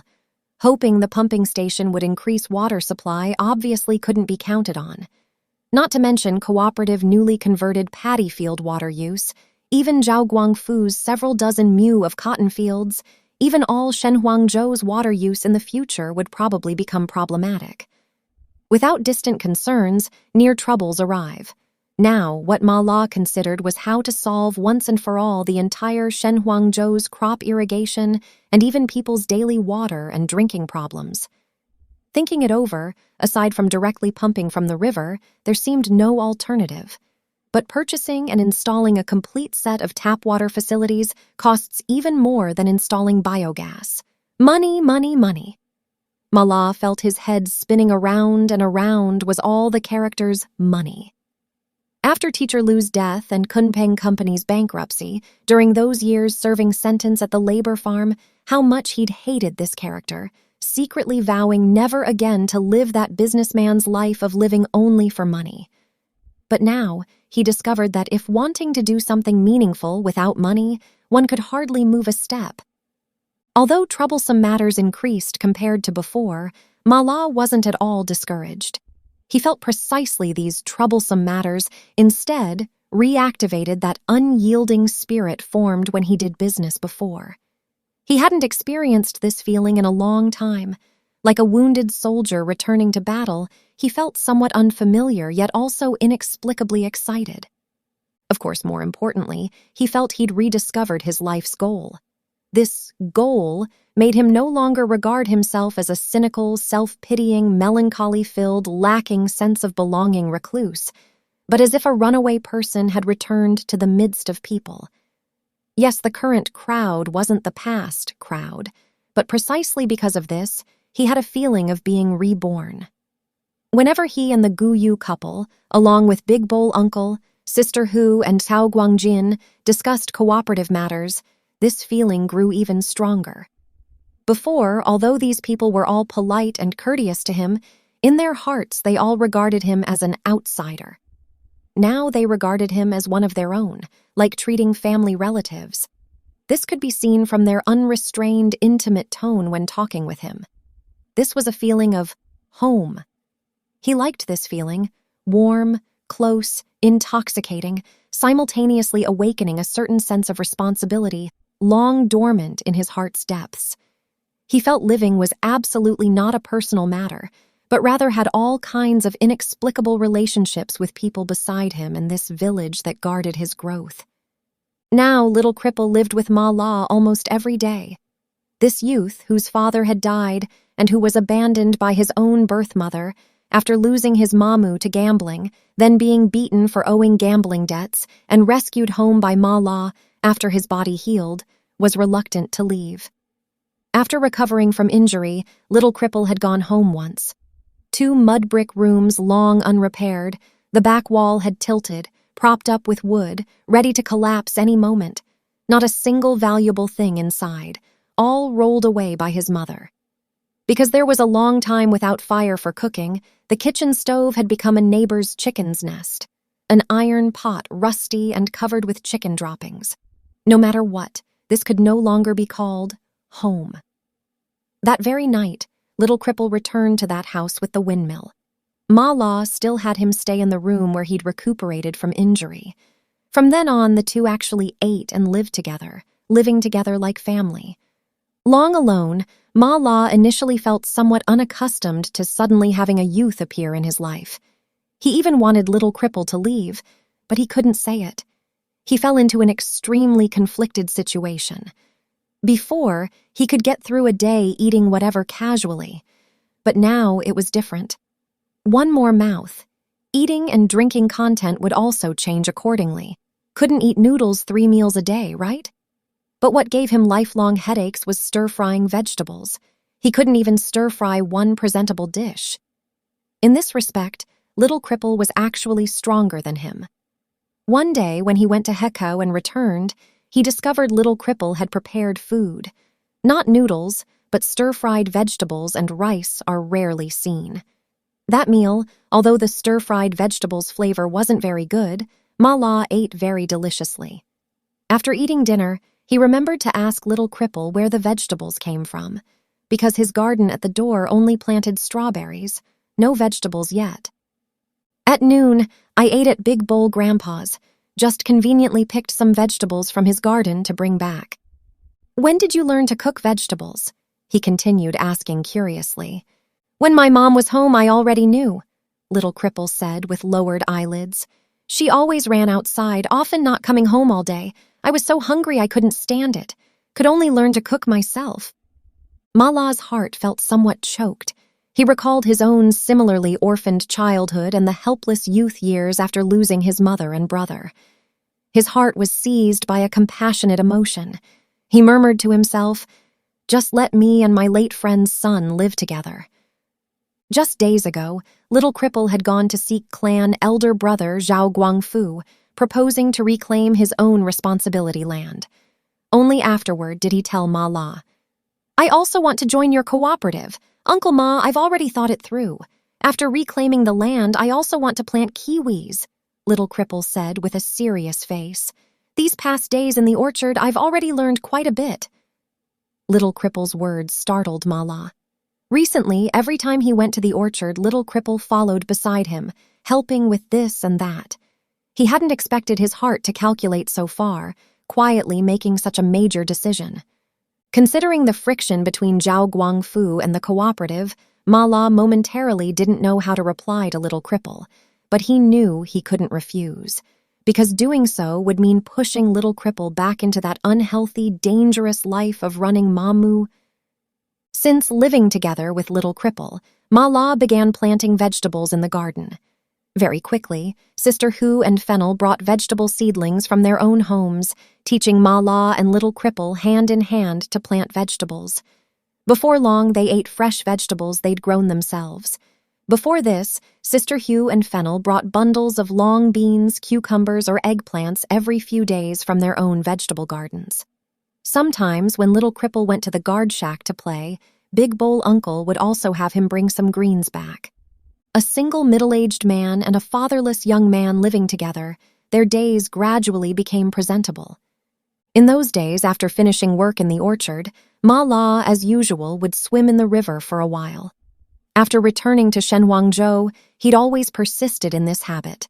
From spring to summer, never interrupting. He couldn't be separated from water.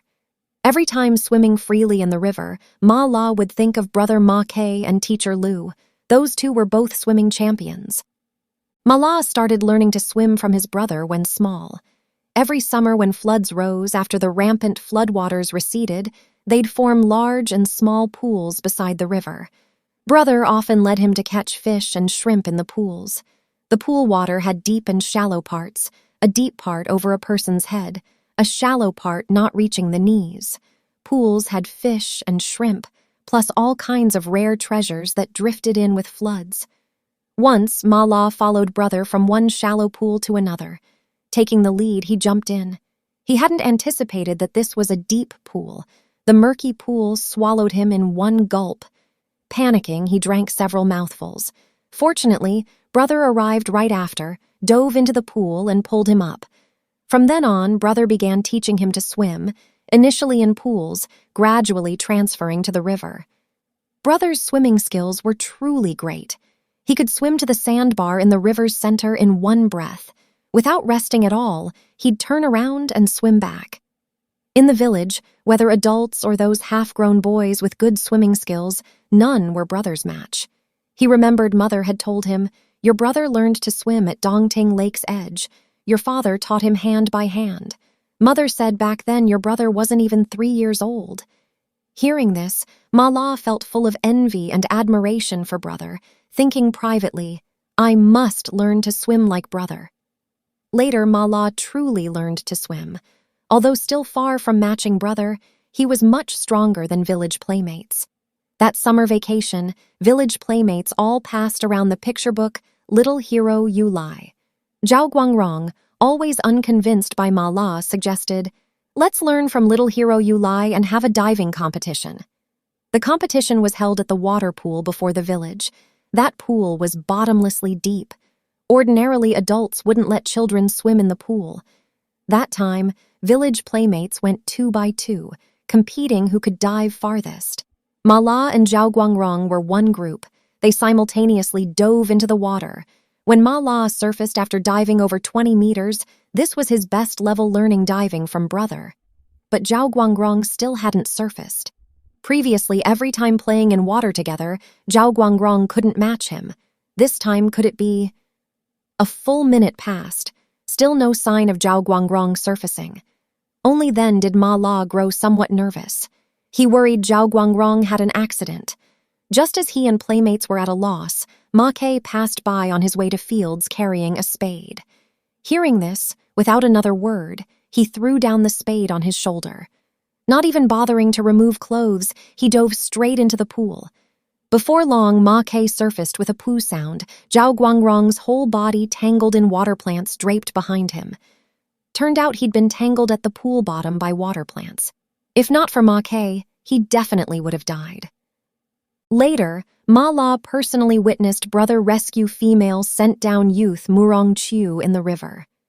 Perhaps brother and sister Murong started together from that time, he thought. Love and death thus intertwined indissolubly in Ma La's memory river, entangled with each other. After being admitted to Yanhe Normal School, he often swam with Teacher Liu at the county town's Shandy Lake. Back then, Teacher Liu gradually replaced brother's former mentor position in his heart.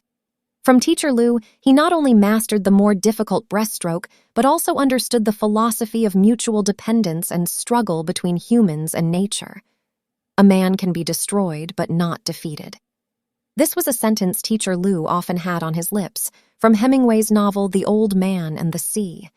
This novel of less than 50,000 characters, Ma Ke didn't know how many times he'd read it. Each reading, he had an immersive, thrilling feeling. He became fascinated with novels depicting human struggle with nature. Once, Teacher Liu gave him a newly published magazine, solemnly recommending, "Read this Northern River. This is the most outstanding novella I've seen in contemporary China." That day, Ma La finished reading that novella in one breath in the student dormitory, immersed all day in excited, stirred emotions. The protagonist's inner monologue while swimming that famous northern river seemed to echo like music in his mind. Young people at life's critical juncture originally need a mentor who will thoughtfully guide their lives. This sentence deeply touched Ma La. If Brother Ma Ke was his youth's mentor, then after brother died many years ago, who was his mentor? Like a weaning infant seeking new nourishment, he so urgently anticipated a new mentor appearing in his life. Now, Ma La believed he'd found this new mentor. He was Liu Yongjia, Teacher Liu. Ma La always regarded Northern River as a novel that had important influence on him in his youth, even today entering middle age, still so. When he swung no longer young arms, swimming on this section of river where he learned to swim from brother when small, a man's deep monologue seemed to sound in his ears again. He felt blood throughout his body rushing, whole body filled with power only young people had. His arms and legs paddled so forcefully in the swift current.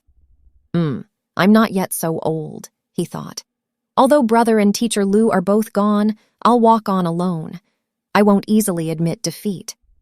Perhaps everything is still in time.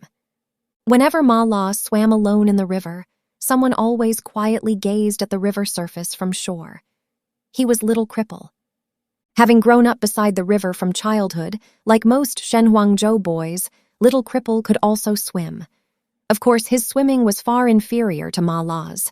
After all, he was still a half-grown child, arms and legs thin, body not yet fully developed. Every time, when Little Cripple looked from afar at Ma La powerfully swinging arms in the river's center, like a sailboat breaking waves and cutting through layer after layer of swift current, his gaze filled with worship. At that moment, Little Cripple couldn't help thinking of his own dead father. He quietly cried. When Ma La swam back to shore from the river's center sandbar, seeing Little Cripple's eyes red, he asked what was wrong. Little Cripple rubbed his eyes, concealing it, saying, "Sand got in them." Chapter 23. This truly was someone who dared to think and act boldly. What even more astonishing moves would he make next? A few days later, Ma La decided to go to Yanhe County town to find Ding Yupeng to see whether this old classmate, who was the deputy county magistrate, could help solve the cooperative's urgent funding shortage. Before going to the county seat, Ma La first went to Hekou to find the village party secretary, Guo Dongsheng, to obtain a loan certificate. Guo Dongsheng had been very busy these past few days.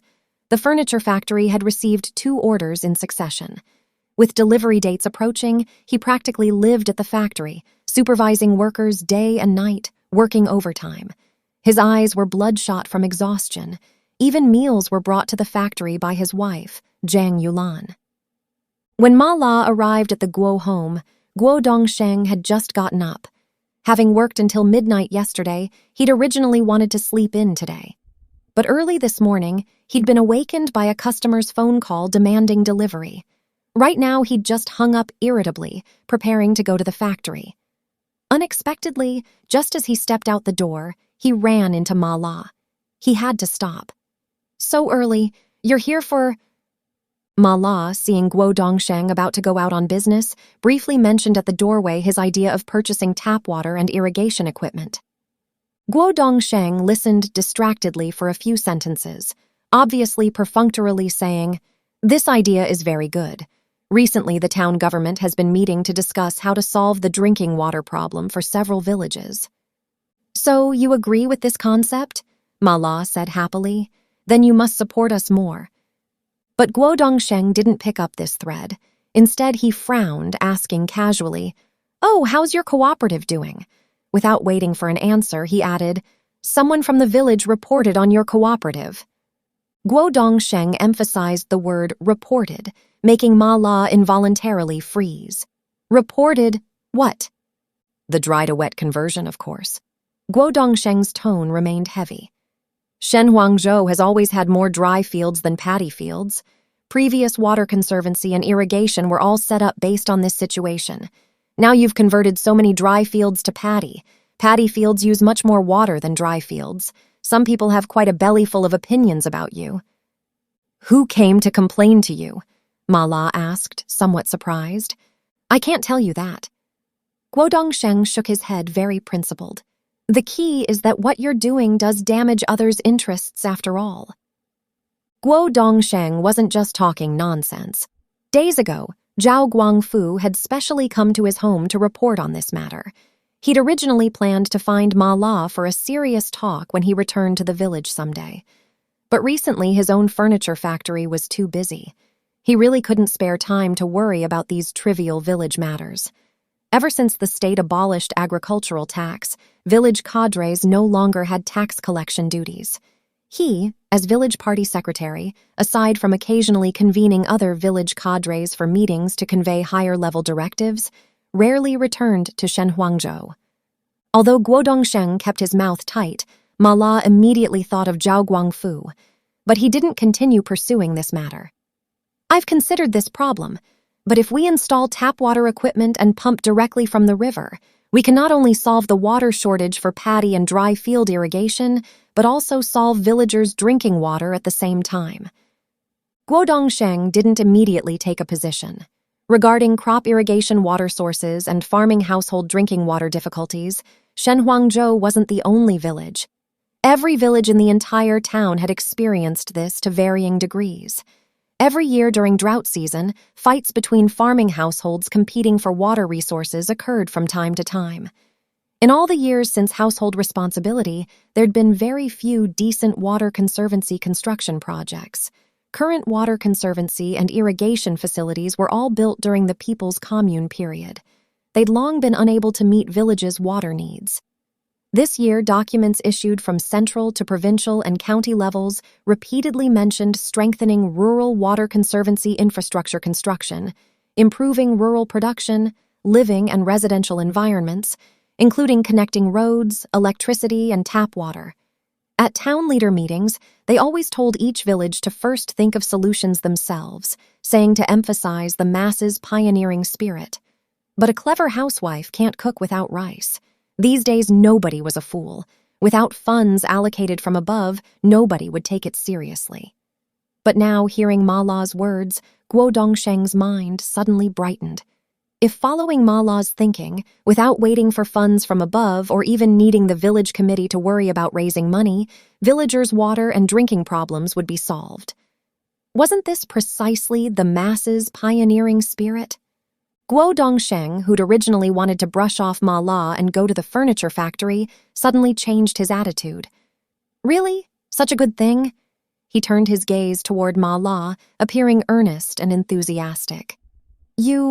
I mean your cooperative taking the lead without needing the village to raise money can solve irrigation and drinking water. You're not joking? What would I joke with you about?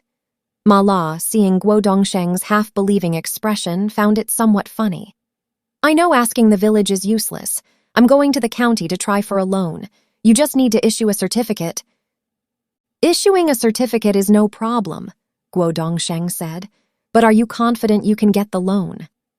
Don't worry about that. Now, to support farmers' professional cooperatives, the state has issued quite a few preferential policies. Besides, Ma La had wanted to mention his old classmate Ding Yuping, but the words reached his lips, and he swallowed them back. Seeing Ma La's confident appearance, Guo Dongsheng said no more. When he went back inside to write Ma La's certificate, he recalled not long ago writing Ma La a certificate for establishing the cooperative. Just 2 months had passed, yet Ma La already wanted to use loans to solve the village's irrigation and drinking water problems, each step bigger than the last. This truly was someone who dared to think and act boldly.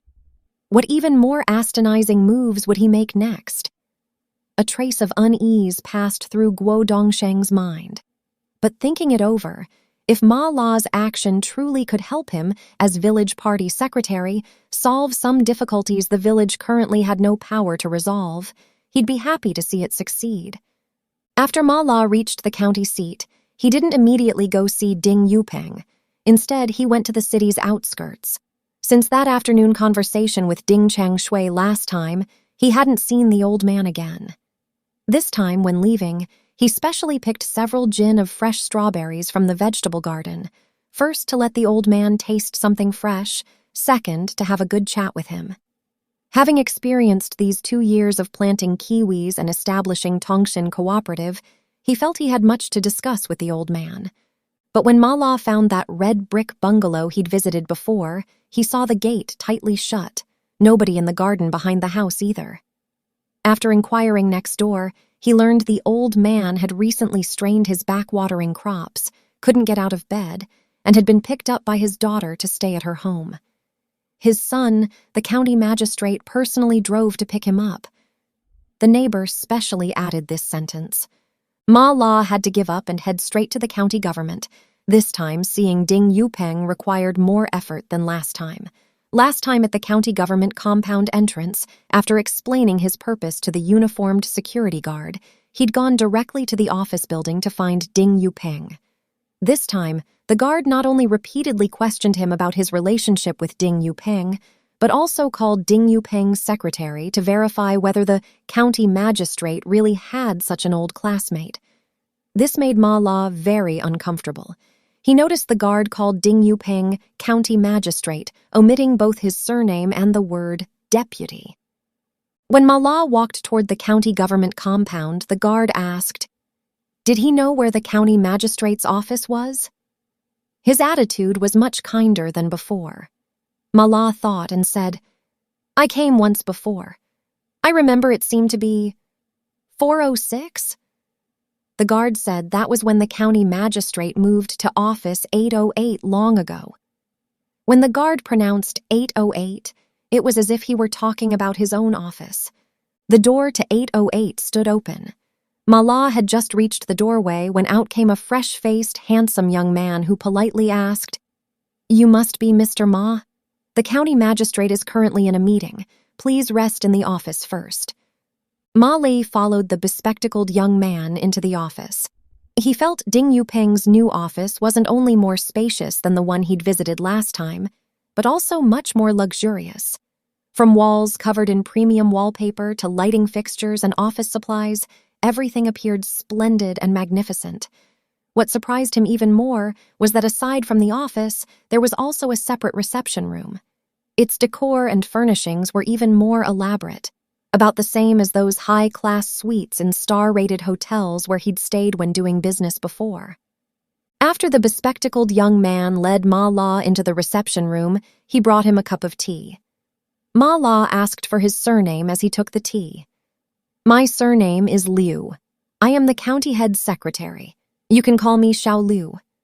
He smiled elegantly, then tiptoed out of the reception room. Ma La felt that little Liu's demeanor and bearing, including his speaking voice, were overly refined. Plus, his fair, delicate skin, he rather resembled some entertainment program hosts on TV nowadays. The thick, solid feel of genuine leather sofas truly was different. Sitting on the sofa, Ma La couldn't help thinking.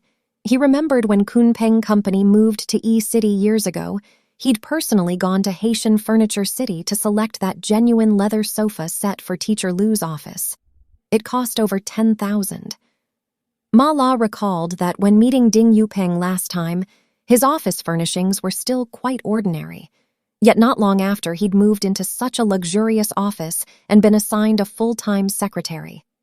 A thought flashed through Ma La's mind. Could Ding Yupeng have been promoted? Ma La waited in the reception room for a full hour plus. Not until nearly noon did he finally see Ding Yupeng. He walked into the office while answering his cell phone and stood at the reception room entrance making calls for several more minutes. After finishing the call, he gave a few instructions to Secretary Little Liu, who'd followed close behind, only then remembering something. "My old classmate?" Little Liu said. "Mr. Ma is waiting for you in the reception room." Only then did Ding Yupeng stride into the reception room in 2 or 3 steps. "You should have called before coming." As soon as he saw Ma La, he said, "My schedule today is packed full. Just finished this meeting, immediately must receive a provincial leader." That tone wasn't reproaching Ma La, but rather complaining, or perhaps showing off. Ma La realized Ding Yupeng had indeed changed greatly compared to their last meeting. He'd originally wanted the two to chat slowly before raising his request for help. But seeing this posture of managing 10,000 affairs daily, it obviously seemed somewhat inappropriate. In fact, Ding Yupeng also had no intention of sitting down with his old classmate to chat. He didn't even plan to sit down at all. While rolling up his sleeve to glance at his wristwatch, he asked Ma La, "Did you come find me for something?" Things having reached this point, Ma La didn't beat around the bush either. He had to get straight to the point about the professional, cooperative, and loan matters. Beyond his expectations, after Ding Yupeng listened and considered briefly, he immediately took a position. "Loan, no problem. I'll write a note right now for Agricultural Bank President Wu. How specifically to loan and how much? Discuss directly with him." Ma La hadn't anticipated things going so smoothly. The slight displeasure from waiting just now instantly vanished into thin air. Ding Yupeng had Secretary Little Liu bring a notebook. While writing a note in the notebook, he didn't forget to talk with Ma La. "Last time, Li Haijun said he went to Shenhuangzhou to see you. He said you're now living the reclusive life of Tao Yuanming. I didn't quite believe it. If so, you wouldn't be Ma La anymore. No matter what, you once worked with Teacher Liu on such a big enterprise. How could you easily admit defeat?" He tore the note from the notebook and put it in an envelope. "Now, from the central to the local levels, everyone places great importance on the 3 rural issues. Farmers' professional cooperatives are still a new phenomenon. You've made the right move with this chess piece. With your ability, sooner or later you'll have a comeback." "I haven't thought about any comeback," Ma La thought, but he didn't say this aloud. When Ding Yupeng handed over the envelope, he suddenly remembered something else. "Right, last time did Li Haijun discuss things with you when he went to Shenhuangzhou? He's now working with Gu Chaoyang, promoting insect-resistant cotton. Business is getting bigger and bigger. Know Gu Chaoyang? A sent-down youth who came to Yanhe County before Murong Chu's ex-husband. Gu Chaoyang is now the American DuPont Company's chief representative in China. He controls billions. This time, Chufeng Group's restructuring was his investment. These sent-down youth didn't contribute much to Yanhe during their time there. Now that they've prospered, they haven't forgotten Yanhe, can be considered not betraying Yanhe County elders' nurturing kindness back then.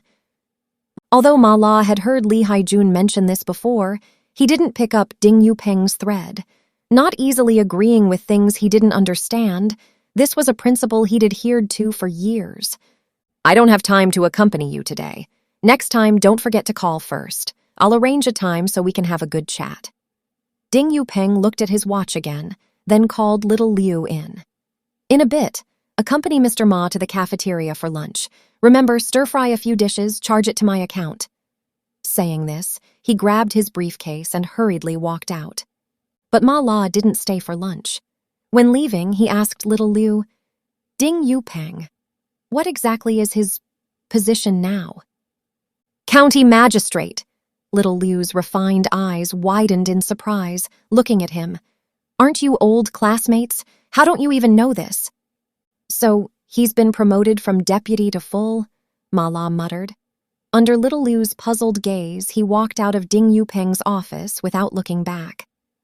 Ma La casually ate lunch at a street food stall, then toured several major supermarkets in the county seat, carefully inquiring about rice brands and prices at each. In another 2+ months, several farming households at Tongxin Cooperative's rice fields would harvest their rice. He needed to understand rice market conditions, preparing somewhat for opening rice sales markets in the future. By afternoon work time, Ma La went to the County Agricultural Bank with Ding Yupeng's letter to find President Wu. President Wu was a kindly-faced old man. Upon seeing Ding Yupeng's letter, he asked without another word how much he wanted to borrow. Ma La thought and said, 100,000. President Wu gave him a look and said nothing. Ma La thought he'd opened his mouth too wide. Just as he was about to explain the loan's specific purpose, President Wu said to him, Only borrowing this little money? County Magistrate Ding, opening his golden mouth for you once isn't easy. Won't you borrow more? Seeing Ma La hesitate, he added, Don't worry, this loan is from our bank's Farmers Professional Cooperative Support Fund. Interest is several points lower than regular loans, almost an interest-free loan. Ma La knew the other had misunderstood. He quickly said, Thank you, President Wu. We currently only need this money. If we need more later, we'll trouble you again. Next, President Wu personally led Ma La to the counter to process loan procedures. When he'd completed all procedures and was leaving the agricultural bank, President Wu walked him all the way to the entrance. If you have difficulties in the future, just come find me directly. No need to trouble County Magistrate Ding to write notes. President Wu shook hands in farewell while making sweeping promises. Ding Yupeng's face is really big. Ma La couldn't help sighing after leaving the agricultural bank and reaching the street. Just then, he heard someone call from behind. Teacher Ma! He turned around to see a young woman, gaudily dressed, walking toward him from the crowd, smiling. Ma La stood, stunned for a moment before recognizing Zhao Guangfu's daughter, Zhao Manyue.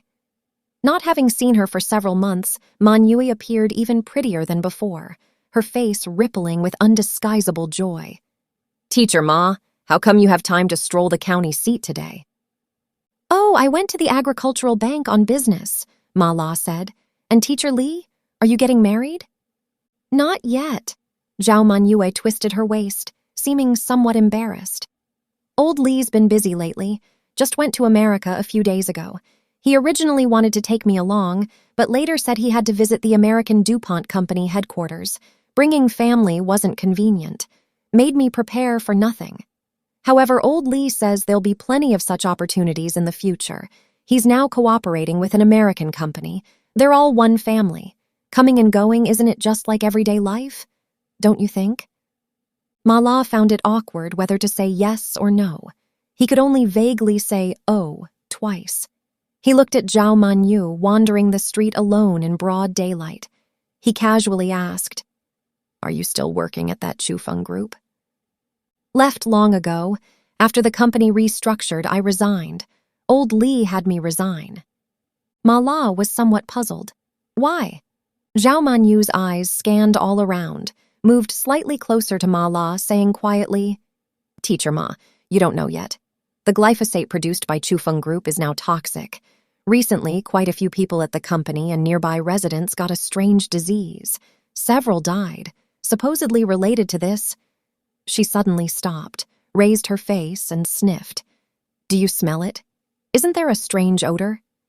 Ma La also learned from her, sniffing, but aside from a choking dust smell in the air, he couldn't smell any other odd odor.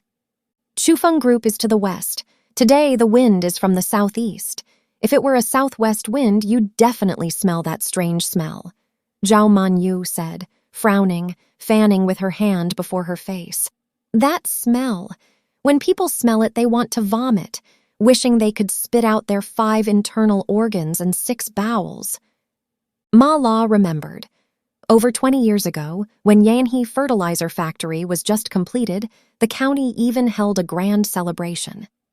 County radio station commentary articles praised Yanhe Fertilizer Factory's completion as a major achievement in Yanhe County's industrial learning from docking, providing an important foundation for realizing our county's industrial and agricultural modernization. Back then, Ma La was still in middle school. Study groups organized factory work activities. He and his classmates had visited Yanhe Fertilizer Factory. In the Western County seat, a large expanse of tall factory buildings, smokestacks rising from the ground almost reaching the sky. What a magnificent, inspiring scene that was. At this moment, hearing Manyu's words, his heart also felt somewhat uneasy. He muttered to himself, "What pesticide? So frightening." Ma La and Manyu exchanged a few more pleasantries on the county street corner before parting. After walking a few steps, he turned back toward Manyu. "When will you and Teacher Li hold the happy event? I'll definitely come drink at the wedding banquet." "Soon," old Li says after getting through this busy period. As soon as Ma La returned to Shenhuangzhou from the county seat, he had little cripple call Gu Yu over. Gu Yu was pulling weeds in the rice paddies. The seedlings were lush green, already grown over a foot deep. Gu Yu went barefoot, pants rolled to his thighs, hands and legs covered in mud. These past days, he and Fennel had been busy all day in the rice fields. The sun had tanned his face a dark, shiny hue, as if coated with paint. Now, hearing news about getting the loan, Gu Yu happily rubbed his palms together. "Teacher Ma, you're really something. One move and you borrowed 100,000. This is enough for us to do so much." "Don't just be happy. Loans have interest," Ma La said seriously. "And the repayment period is only 1 year. That means we not only must get things done within a year, but also repay the loan with principal and interest to the bank." Hearing Ma La say this, the smile on Gu Yu's face immediately froze. "If we can't repay, then we—" "Doing things can't only think the good side, but can't only think the bad side either. Everything must be viewed dialectically." Ma La again assumed the lecturing tone Gu Yu was familiar with. "We have to borrow this money, otherwise we can't do anything. The key is using the money where it counts." Whenever this happened, Gu Yu felt like returning to middle school days, listening to Ma La's words without missing a single word. He believed that before his own teacher, no difficulty couldn't be overcome. Ma La said, "Right now for us the most important things are tap water irrigation and biogas." Gu Yu said, "As long as we get these 2 things going, we won't worry about repaying the loan." Ma La said, "We also need to quickly get phone and internet lines installed. Now it's the internet age. Information transmission speed exceeds human imagination.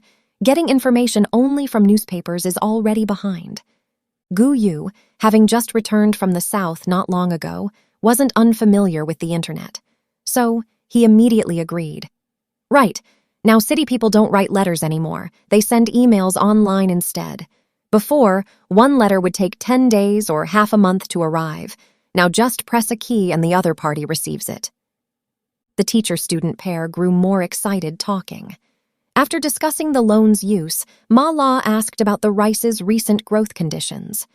"Seedlings have grown almost to the knee. Just the rice plant hoppers are getting worse day by day," Gu Yu said.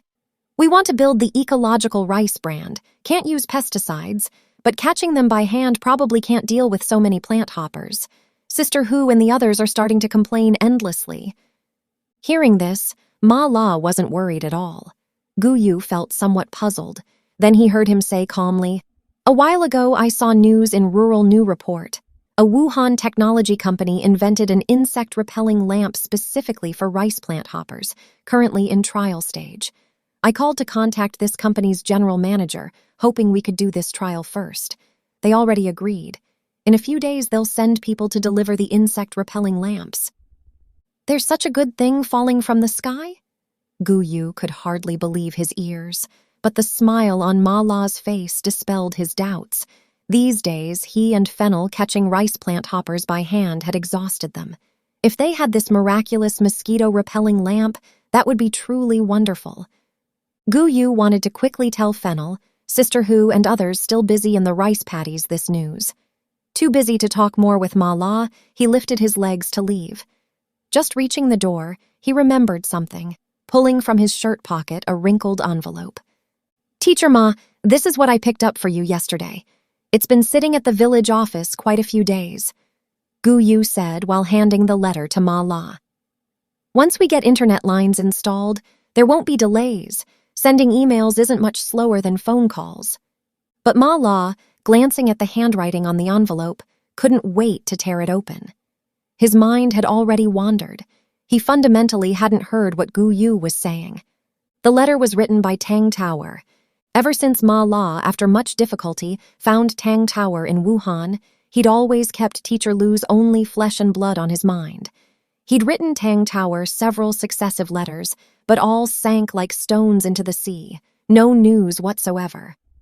Recalling the scene when meeting Tang Tower, he couldn't help feeling somewhat worried.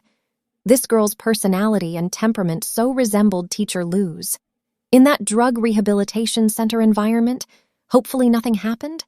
So, when he saw the words Drug Rehabilitation Center in the sender's address on the envelope, his heartbeat quickened considerably.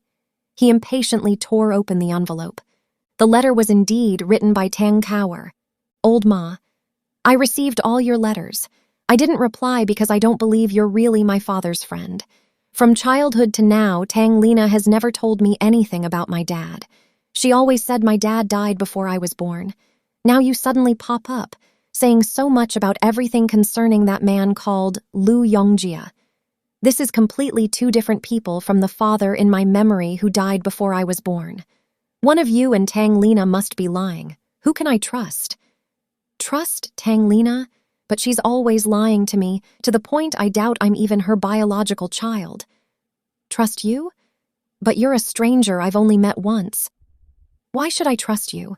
Just based on that Kunpeng company that went bankrupt years ago and can't be found with any specific information online, and an entrepreneur called Liu Jiming?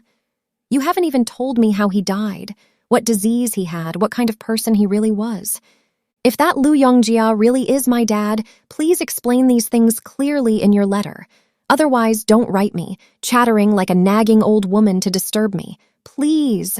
Tang Tower, August 15th, 2003. After reading Tang Tower's letter, Ma La sat dazed for quite a while. That evening, in the second-floor study, he prepared to write Tang Tower a letter. But after writing Cower at the beginning, he didn't know how to continue. He sat at the desk, facing the letter paper, mind empty, heart like an overturned 5-flavor bottle, mixed feelings. Regarding Teacher Lu's true cause of death, for years it had been deeply buried in his heart's depths. He'd sworn never to tell anyone, for Teacher Lu's sake, also for that dream he'd once pursued. Now, facing Tang Tower, Teacher Lu's only daughter, Ma La felt himself pushed into a corner with no retreat. But can I tell Tang Tower the truth? If she knew her biological father died of that disease, what would she think? Chapter 24. One village producing 2 professional cooperatives. This was a new phenomenon that hadn't occurred in Shenhuangzhou's history for many years. Like all villages on the Jianghan Plain, autumn was Shenhuangzhou's most abundant season of the year. The earth, having journeyed all the way from spring and summer, after experiencing spring rain's baptism and scorching summer's roasting, finally prepared table after table of colorful, breathtakingly beautiful feasts. Not only did every farmer drool, but even those birds spent whole days foraging in fields until nightfall reluctantly shook their small bodies, grown heavy from eating too much, laboriously flapping wings and flying homeward. If soybeans, sorghum, sesame, and buckwheat were side dishes with distinctive flavors, the plains' main crops, wheat, rice, and cotton, were the grand meals opening gluttons' appetites. Farmers placed their entire harvest hopes on these, about the same every year. But in many people's eyes, this year's Shenhuangzhou seemed to have undergone some subtle changes. Among these, the most notable change was Tongxin Cooperative's planted ecological rice achieving a bumper harvest. Not only did yields exceed 800 kilograms per mu, a full 100 kilograms more than last year's output. Moreover, after careful processing and packaging, it was sold at nearly double the price of regular rice in all large and small supermarkets in Yanhe County. This meant each cooperative farming household's rice per MU income was flatly a full double that of others. This made other farming households' eyes red with envy, inevitably generating some jealous resentment in their hearts. Secretly thinking, damned if it isn't weird, all the same hybrid rice, slap on a Tongxin ecological rice brand, and it can sell for such high prices? These days, those who exert strength ultimately can't compare to those who use their brains. Others who knew the inside story retorted sarcastically, "What do you know? That ecological rice used not one grain of chemical fertilizer or pesticide, all grown with organic fertilizer. How could it not be valuable? Besides, Tongxin Cooperative's Ma La is no ordinary person. When young, he struggled outside, opened big companies. What hasn't he seen? Not to mention a small Tongxin cooperative, even if the entire Shenhuangzhou were handed to him, he could immediately transform it." The ridiculed person, finding no refuting reason, shot back, "If you praise him so highly, why don't you join that cooperative?" The other, thus goaded, immediately slapped his chest. "You think I don't want to? As long as Teacher Ma agrees, I'll join tomorrow, believe it or not." This way, Teacher Ma's reputation in Shenhuangzhou grew louder and louder. Tongxin Cooperative gradually increased from 4 or 5 farming households 2 years ago to over 10 households. This undoubtedly made initial cooperative veterans like Gu Yu, Sister Hu, and Tao Guangjin feel proud, especially Sister Hu and Tao Guangjin, who no longer had that former feeling of inferiority. Of course, those feeling proud weren't just a few people from Tongxin Cooperative.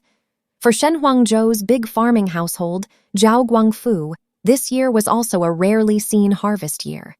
Starting last year, after his family's several dozen MU of cropland switched to imported insect-resistant cotton, yields nearly doubled in just 2 short years.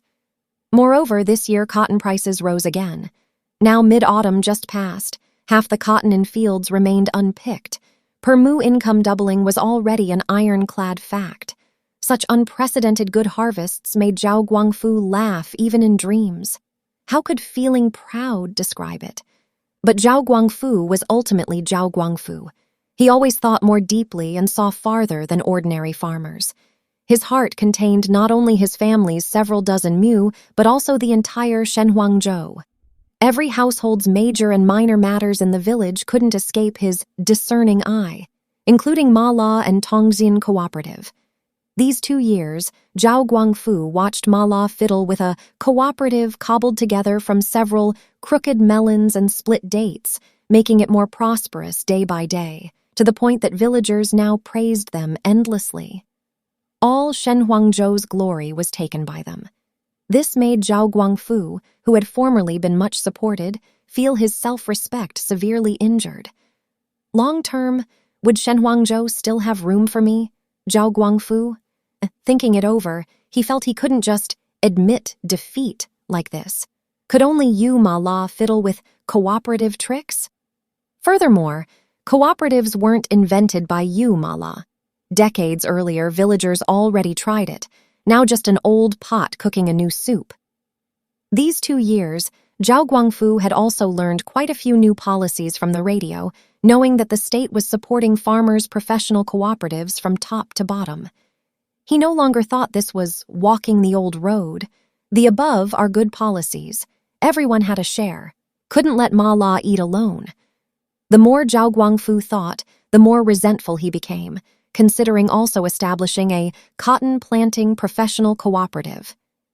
Deciding to act, Zhao Guangfu contacted several farming households who, like him, planted insect-resistant cotton.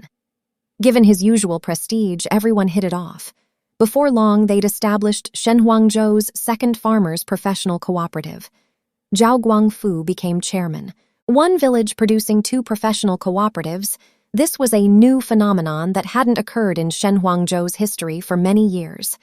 Village Party Secretary Guo Dongsheng not only unconditionally expressed support, but was as happy as if his own family were holding a celebration. The reason was simple. Farmers establishing cooperative economic organizations, managing themselves, developing themselves. Didn't this village party secretary need to worry less? County TV even interviewed him on the topic, One Village, Two Cooperatives. This village party secretary, who lived in Heikou and rarely even returned to the village, facing reporters and cameras, spoke with quite policy-level sophistication. Fundamentally, this is the result of liberating productive forces. As long as Shenhuangzhou liberates productive forces, it will form, like these two farmers' professional cooperatives, a situation in which people chase each other, race to get rich, and achieve common prosperity. Build a socialist new countryside one day earlier. What Guo Dongsheng said wasn't entirely saving face. These 2 years, as the state emphasized and supported the countryside, he'd also somewhat changed his thinking, beginning to devote some of his energy to village matters. Just as his father Guo Dawan said, he wasn't incapable. The key was where he placed his thoughts. Look, in less than half a year, the cement road connecting Shenhuangzhou to Heikou was completed. This was only the first item in the higher-ups village-to-village connection project. Next, he'd lead villagers to quickly connect tap water, phone lines, cable TV, and internet, making Shenhuangzhou live like city people. If in the past, Guo Dongsheng wouldn't dare even dream of this, would be too lazy to entertain the thought. But now it was different. Villagers' hearts scattered for so many years seemed to regather. The village, which suddenly sprouted 2 professional cooperatives, was the best example. Don't underestimate these 2 cooperatives. With them, whether building roads or installing internet lines, he didn't need to collect fees household by household at a minimum. Just issue documents to cooperatives. Within days, pooled funds would be collectively submitted by cooperatives. Besides this, tap water matters, the key project solving village drinking and water use difficulties. Villagers had reported it for years, dragging it out until now. This time it was solved so quickly, aside from policy support, mainly thanks to the irrigation water conservancy facilities Ma La set up for Tongshin Cooperative 2 years ago. Now, villagers not only had tap water to drink, but also had cropland with irrigation equipment installed. No more worrying or fighting over drought water shortages. Regarding Ma La and his cooperative, Guo Dongsheng's feelings were somewhat complex. Ma La had returned to Shenhuangzhou just a few short years, yet prestige grew higher day by day. Every time he returned to the village to discuss matters with people, whenever anyone mentioned Ma La's name, they would express their respect. What made Guo Dongsheng's feelings complex wasn't only this. Now many village matters couldn't be decided by him alone. Even if his words still counted, people would find his faults. The biggest fault finder was Gu Yu. This year, before road construction work started, the town required the village committee to establish a road construction project leadership group, including a supervisor position. According to Guo Dongsheng's thinking, he wanted Ma La to represent Tongshin Cooperative as a supervisor, but he himself refused. That was fine, yet he recommended Gu Yu. Everyone in the village knew that years ago, to collect debts, Guo Dongsheng had brought people to seize Gu Yu's family's pig, forcing him to not dare come home for the new year. After that, the two held a grudge. Gu Yu, young and hot-tempered, ordinarily, when they met, always turned his face aside, a posture of irreconcilable opposition. When encountering an opportunity to oppose him, would he give it up? Sure enough, just after road construction finished, Gu Yu, in his supervisor capacity, reported to the town, saying the cement he'd been responsible for purchasing was substandard, had quality hazards, and even suspected he'd taken kickbacks. For this, Guo Dongsheng wrote the town committee discipline inspection group several reports. Even now it hadn't passed. Stuck with these frustrating matters, how could his mood not be complex? If only Gu Yu opposed him on road construction, it couldn't make big waves. But who could say Gu Yu had no one behind him directing him? If so, who else could it be but Ma La? Gu Yu was Tongxin Cooperative's vice chairman, usually obeying every word of Ma La. He recalled years ago when Ma La just returned, Zhao Guangfu had warned him, "One mountain can't hold two tigers. You'd better guard against him." He couldn't help sighing. Alas, ultimately couldn't guard against it. Of course, maybe I'm overthinking. Although Ma La has been more capable than I since childhood, he's not that kind of scheming person, Guo Dongsheng thought again.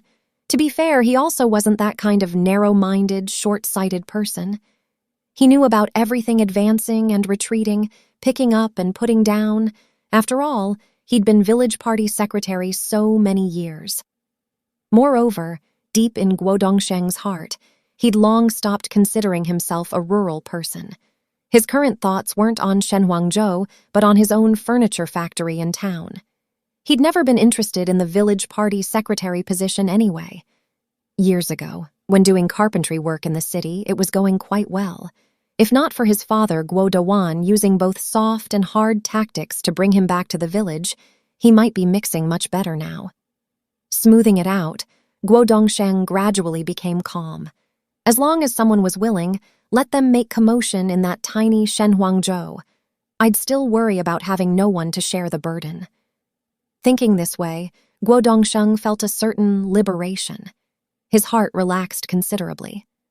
This morning, Guo Dongsheng planned to return to Shenhuangzhou to see his father, Guo Dawan. He hadn't seen his father for nearly half a year. But before he could leave, Zhao Guangfu came. Zhao Guangfu drove his farm three-wheeler whose cargo bed and wheels were covered in mud. After parking the vehicle, without waiting for the host to emerge, he began unloading things. Zhao Guangfu's pants were rolled to his knees, sleeves to his elbows. A pair of rubber shoes buyable in Heku for under 10 yuan had 2 holes worn through by his toes. His whole person was as muddy as that farm vehicle. This dark, thin veteran farmer, although beard and hair had grayed, turning 60 next year, when moving burlap sacks, his face didn't change color, his heart didn't race. His strength wasn't much less than that of young men. Each sack weighed several dozen jin and contained soybeans and sesame harvested from Zhao Guangfu's own fields. Market prices for these miscellaneous grains were higher than those for wheat and rice, and they were hard to buy. Every winter and 12th lunar month, Guo Dongsheng's wife, Zhang Yulan, had to personally make tofu, bean products, and boil sesame candy. Soybeans and sesame both indispensable. So ever since Guo Dongsheng subcontracted his family's few mu of responsibility land to Zhao Guangfu, sharp-minded Zhao Guangfu, aside from paying prescribed village town retention fees and subcontract fees, always additionally sent the Guo family some soybeans and sesame. This made the Guo couple especially pleased, feeling that old Zhao was truly loyal, and psychologically considering him even more as one of their own. Guo Dongsheng had just finished breakfast and brewed himself a cup of tea. Hadn't drunk it yet when he heard the farm vehicle's engine sound at the entrance. Coming out of the back courtyard kitchen, he saw that Zhao Guangfu had already unloaded those bags of soybeans and sesame from the vehicle. He quickly set down the teacup against the wall and went to help. The two together carried those bags of miscellaneous grains into the storage room at the stairway entrance where sundries were stored. After finishing, Guo Dongsheng picked up that teacup from the wall base that he hadn't had time to drink from, casually handing it to Zhao Guangfu. Having busied himself, being quite thirsty, Zhao Guangfu wasn't polite either. Taking the teacup, Raising his neck in ox-drinking style, he gulped down more than half the cup in one breath. Guo Dongsheng pulled out the jinfarong he used for entertaining guests, offering Zhao Guangfu one. Zhao Guangfu didn't accept, instead pulling from his own pocket a wrinkled pack of Great Wall cigarettes. This jinfarong, one cigarette could buy a bowl of shredded meat noodles. Burning money. I'm more comfortable smoking this 2 yuan pack of Great Wall. Guo Dongsheng just lit his own cigarette, saying, "You're too conservative, earning so much money yet still unwilling to spend it. Who are you saving it for? Your son's now a boss in the city. He doesn't care about your farming earnings. You truly don't know how to enjoy blessings, just a farming fate." "You've got that right. If I don't go to the fields for one day, smell the soil clods, my heart gets anxious." The two were chatting idly in the first-floor main room when Zhang Yulan returned from buying vegetables at the market. Seeing those bags of miscellaneous grains piled by the stairs, her face full of smiles, she greeted Zhao Guangfu. "Brother Guangfu, eat lunch before leaving." "I won't eat. In a few days I'll invite you to drink at the wedding banquet. Look, I'm about to go to the distillery to buy liquor." "Oh, is Manyu getting married? Has the date been set?" Set for the 8th day of the 12th lunar month. Manyu's wedding banquet should have been drunk long ago." Guo Dongsheng said, "Oh," casually asking, "Is the son-in-law still that general manager Li Haijun?" "Yes. Don't know what magic potion she was fed, but Man Yue just settled on him." "The way I see it, aside from being a bit older, Li Haijun is fine in every other way. If not for his help, could your family have planted insect-resistant cotton so quickly?" Zhao Guangfu honestly admitted, "True enough. From insect-resistant cotton seeds to that glyphosate herbicide, all thanks to him." "Where Manyu found isn't a son-in-law, but clearly a god of wealth for you," Guo Dongsheng joked, but immediately became serious again. "However, this is also good. Back when these sent-down youth came to Shenhuangzhou, they caused us so much trouble. Now making some contribution is appropriate." That's right, Zhao Guangfu echoed along. "Next time, I'll specially come deliver wedding invitations to you two. Man Yue insists on learning city customs and sending invitations. However, inviting you isn't only to drink at the wedding. Man Yu says she wants you to be the marriage officiant." "No problem," Guo Dongsheng agreed very readily. After finishing his cigarette, Zhao Guangfu left. Guo Dongsheng walked him to the entrance, saying, "Distillery Director Lei is my friend. Just say you're my niece, celebrating. Have him give a discount. He'll definitely give this face." But by this time, Zhao Guangfu had already started the farm vehicle. The engine rumbled loudly. Who knew if he'd heard Guo Dongsheng's words clearly?